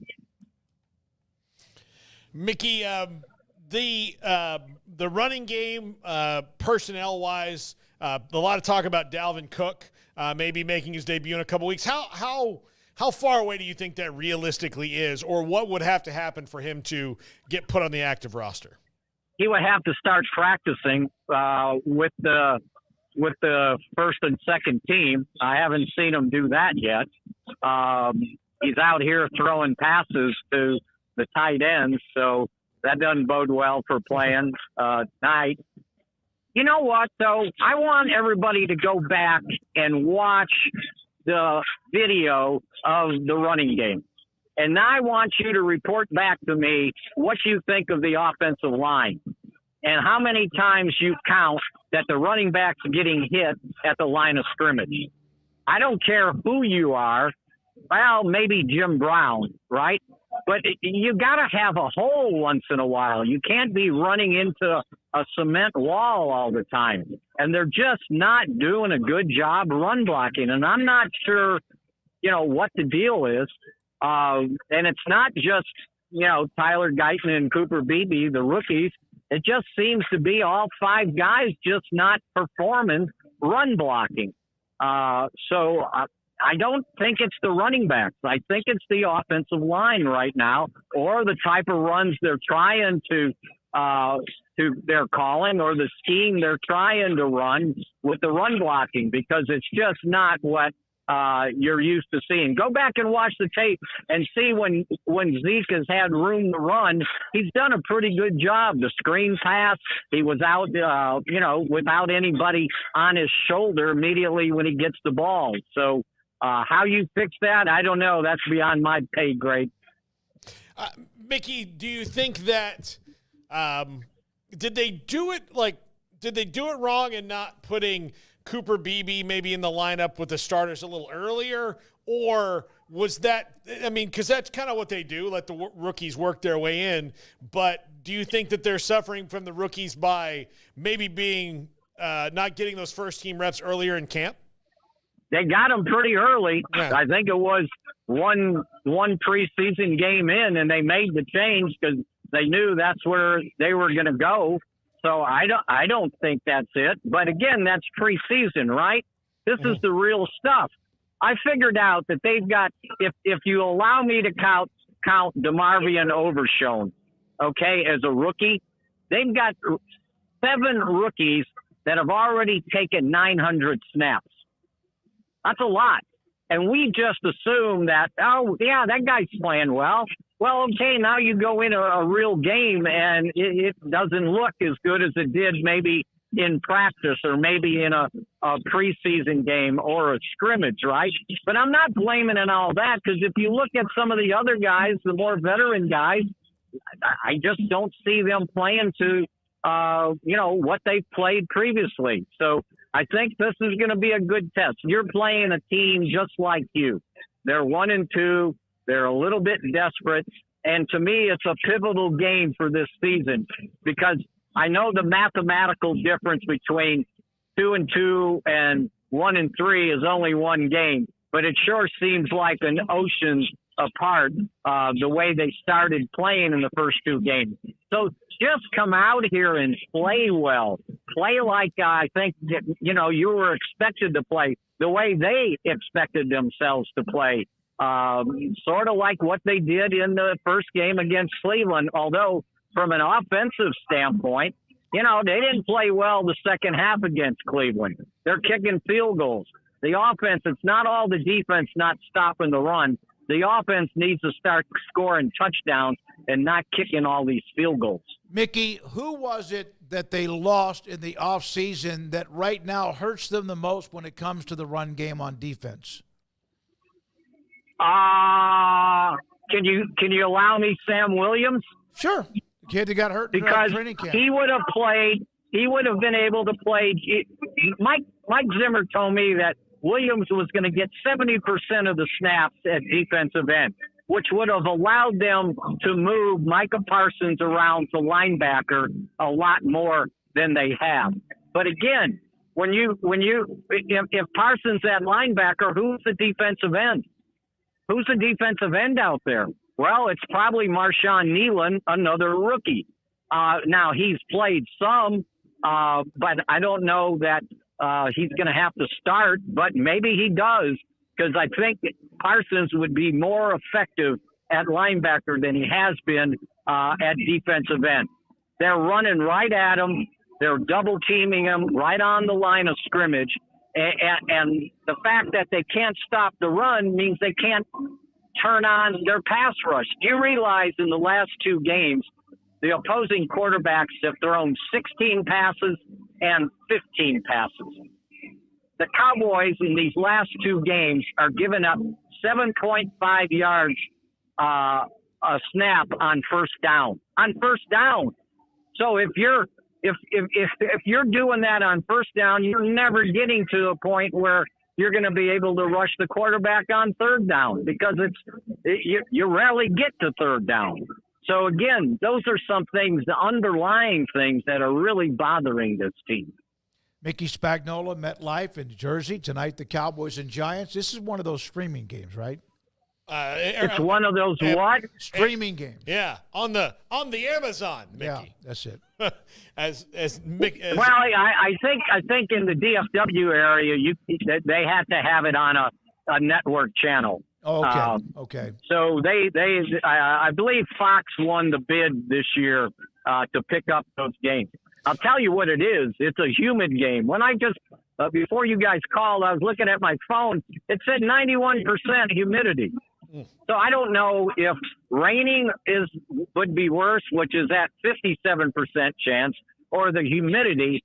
All I know is they better have the IVs ready. Oh, I bet. Yeah, it's gonna be nasty, especially if they can't stop the run. They'll be right. Because I mean, you'll get tired, right? Yep. And you know, and then they're down a cornerback with Kalen Carson with the shoulder. He's going to be inactive. And I've been told that if they had played on Sunday, there was a good chance that he'd be ready to go. So it's kind of a bruise, little bit of a sprained shoulder. So now, you know, in pass defense, well, it's probably Andrew Booth, who certainly didn't excel during the preseason when he got out there, giving up some deep passes.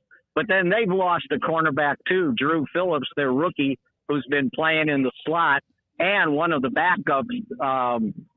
I'm trying to remember the guy that they had backing up out there at cornerback. Oh, it's hang with me. I'll tell you in a Dory Jackson. Yeah. He was supposedly going to be out. Oh no, he is out. I remember seeing it on an injury report. So both teams have got somewhat of a problem at the cornerback position. So we'll see if either can exploit that deficiency. I mean, for the Cowboys, they're down to their third guy out there with Deron Bland still out, and then you got to deal with Malik Neighbors, and I would imagine Trayvon Diggs, he's your guy. You better shadow. Yeah. Can you imagine the meltdown if they don't beat the Giants? And I know it's a game. I mean, that's why they play the games. But can you imagine the meltdown? Oh, yeah. Oh, absolutely. my God. I mean, I can't even imagine. There's already a little bit of chirping going on and maybe a little bit of what appears to be a little bit of bickering. And I know that CD came out. And this team, in your opinion, I know it's early, but literally, Mickey, if they don't win tonight, does this team, are they held together by threads right now emotionally? Well, it remains to be seen. I told somebody before I got down to the sideline, we're giving new meaning to a sideline camera, because you just need a camera on the bench, right? Oh, yeah. To see what's going on. Yep. You know, we're here, we're watching the game, we're not watching TV. And so, you know, whatever the TV catches, that's what's happening. So, look, from a mental health standpoint, they need to win this game. And I think it was, I can't remember if it was McCarthy. No, it was Jerry Jones pointing out that we forget last year they got off to a 2-3 start. They would be very glad to get off to a 2-3 start this year, right? Yeah. Yep, with who they have. Because you know what's coming up. It's Pittsburgh, Detroit. Yep. And so that's no cakewalk. Then you get You get a bye and then San Francisco. But we knew who they had to play. Everybody's acting like, oh, the schedule. Well, we knew they have a first-place schedule. And it was going to be tough. And they got the division that has some winning teams now. So, you would hate to be 1-3 unless you play well, right? Maybe you get beat by a walk-off field goal or something. But you got to play well. You got to do a better job against the run. I was looking and stop me if you guys got to go. But the Giants, in their notes, they had a little stat there. There's 6 running backs with at least 800 yards a game since 2021. So over the last 3 years, right? And Devin Singleton, they're running running back is one of them, and they've already played one of them, Derrick Henry, and they got to play 3 more. So 5 of the 6 guys that have done that over the last 3 years, the Cowboys got to face this year. So, and not to mention that their rookie Neighbors with 23 catches in 3 games is the second most by a rookie in his first 3 career games. So you asked me the question where we started about how the Cowboys have dominated this thing. There's some things that kind of suggest that, you better strap on that chin strap because you might be in for a tough one here. All right, Mickey, be careful. You are precious cargo. Enjoy the game, broadcast the game, and cover the game, and we'll talk to you again next week. Thank you for your time. Great to be. Mickey Spagnola from MetLife at the stadium, the Giants and Cowboys tonight on Thursday Night Football. And again, the stat, did I ever give that on the air? Did I ever give that stat on the – I don't think I did. I did to you because you're a Cowboys homer. In the history of the NFL, Garrett, you want to know why Washington struggles and the rest of the NFL struggles? Because the NFL sets the Cowboys up for success, and even they can't take advantage of it. But this is true. This is the first time in the history of the Cowboys franchise that they've had to play a road game on 3 days rest because they lost on Sunday to the Ravens. Every team in the NFL, since their existence, every single team has played at least 6 games on the road after just 3 days rest. And they've never done this until tonight. Paul? And they still can't take care of it. No, they squander every single advantage that they've had. And I appreciate Mickey's take on a lot of these things, and he gives me different perspective. But I think most people saw this kind of season coming when they've not done anything to improve themselves. Yeah, they haven't. I love the fact, and I do, because I was a lifelong Jaden Daniels, former Arizona State quarterback fan, LSU, who now plays at Washington. I don't like the Cowboys, but I have loved covering them because it's been a great run. But Derrick Henry goes into AT&T Stadium where the Cowboys at least could have more than just kicked the tires. Say they couldn't afford him because they have so much high-level talent, and he just mauls them. Like right off the top, immediately mauls them. All right, thank you to Mickey Spagnola, Cowboys-Giants tonight. Of course, tomorrow we lead you into the weekend. Baylor pregame, 9 o'clock right here on 365 Sports on Saturday morning. BYU, 11 o'clock kick. We'll be here for that, and also the game and the postgame. Garrett, you doing the postgame with me? Yes, sir. When we come back, Paul Catalina and the top 5.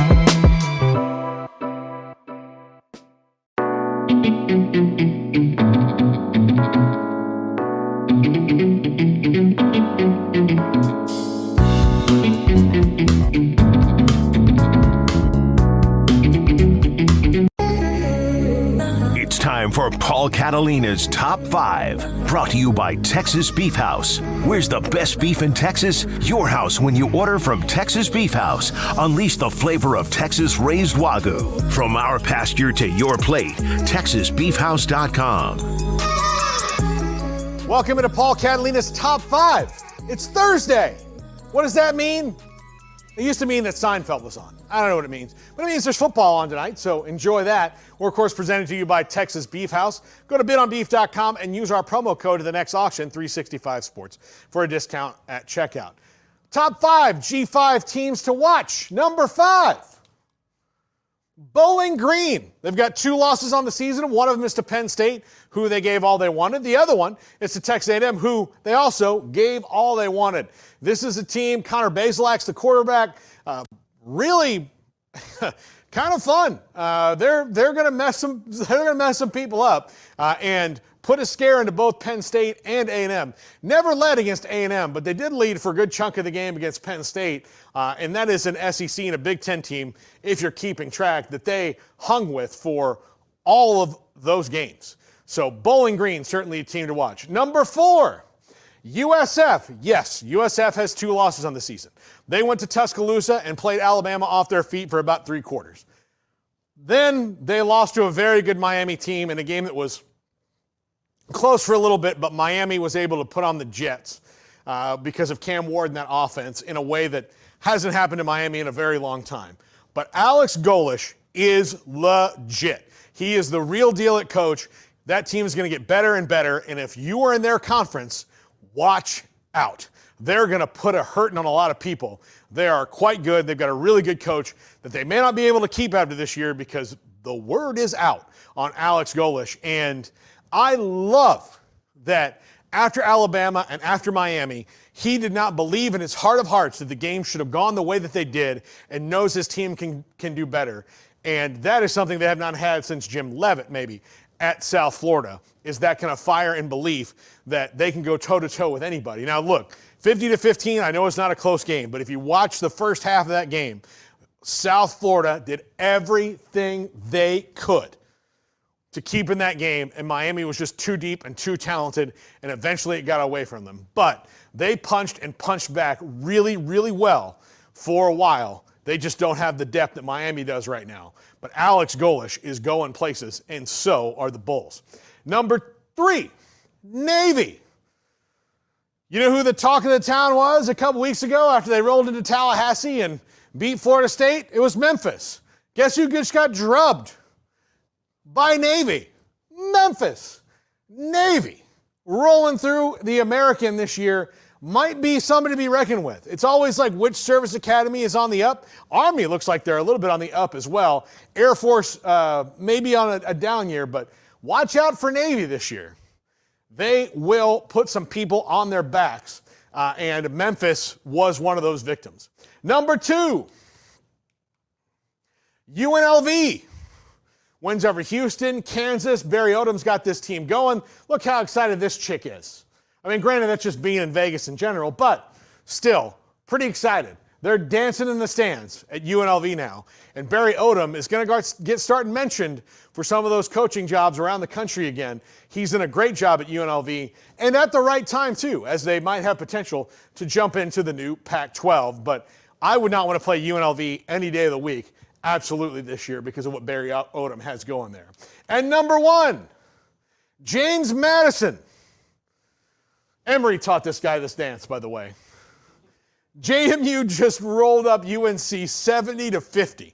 They beat the Tar Heels so bad that Mac Brown retired for a minute. That really happened. He's not retired right now, but he was retired for a few minutes in the postgame. He got very emotional and kind of retired for a second. That's how good they were. And they lost their coach, Kurt Cignetti, but they haven't lost their juice. James Madison, 70 points against an ACC team. They are someone to be reckoned with right there. So to them, you've earned it, boys. You got a fat guy dance. That's going to do it for the top 5. I'm Paul Catalina. We're wrapping it up right now. You see that Washington Commanders offensive lineman caught a pass. We saw Illinois in that game against Nebraska. Big offensive lineman caught a touchdown pass. It's back. It's a trend. It's like the wave. Yeah. I'm happy about it. I am too. I love it when the offensive linemen get a chance, and especially when they get to enjoy it. All right, Emery Winter is working on 365 Sports tonight at 10:30 on the CW. Again, thanks to everybody that's been a part of it. There are 3 ways for you to be able to, I guess, digest us. YouTube, 365 Sports. On Twitter, at 365 Sports YT. And Sikkim 365 app. We appreciate all of you, whichever and however you do get to watch or listen to us every day. For Garrett Ross and Jack McKenzie, also for Craig Smoak and Paul Catalina, I'm David Smoak. Thank you very much for your time. Have a great night. This is 365 Sports.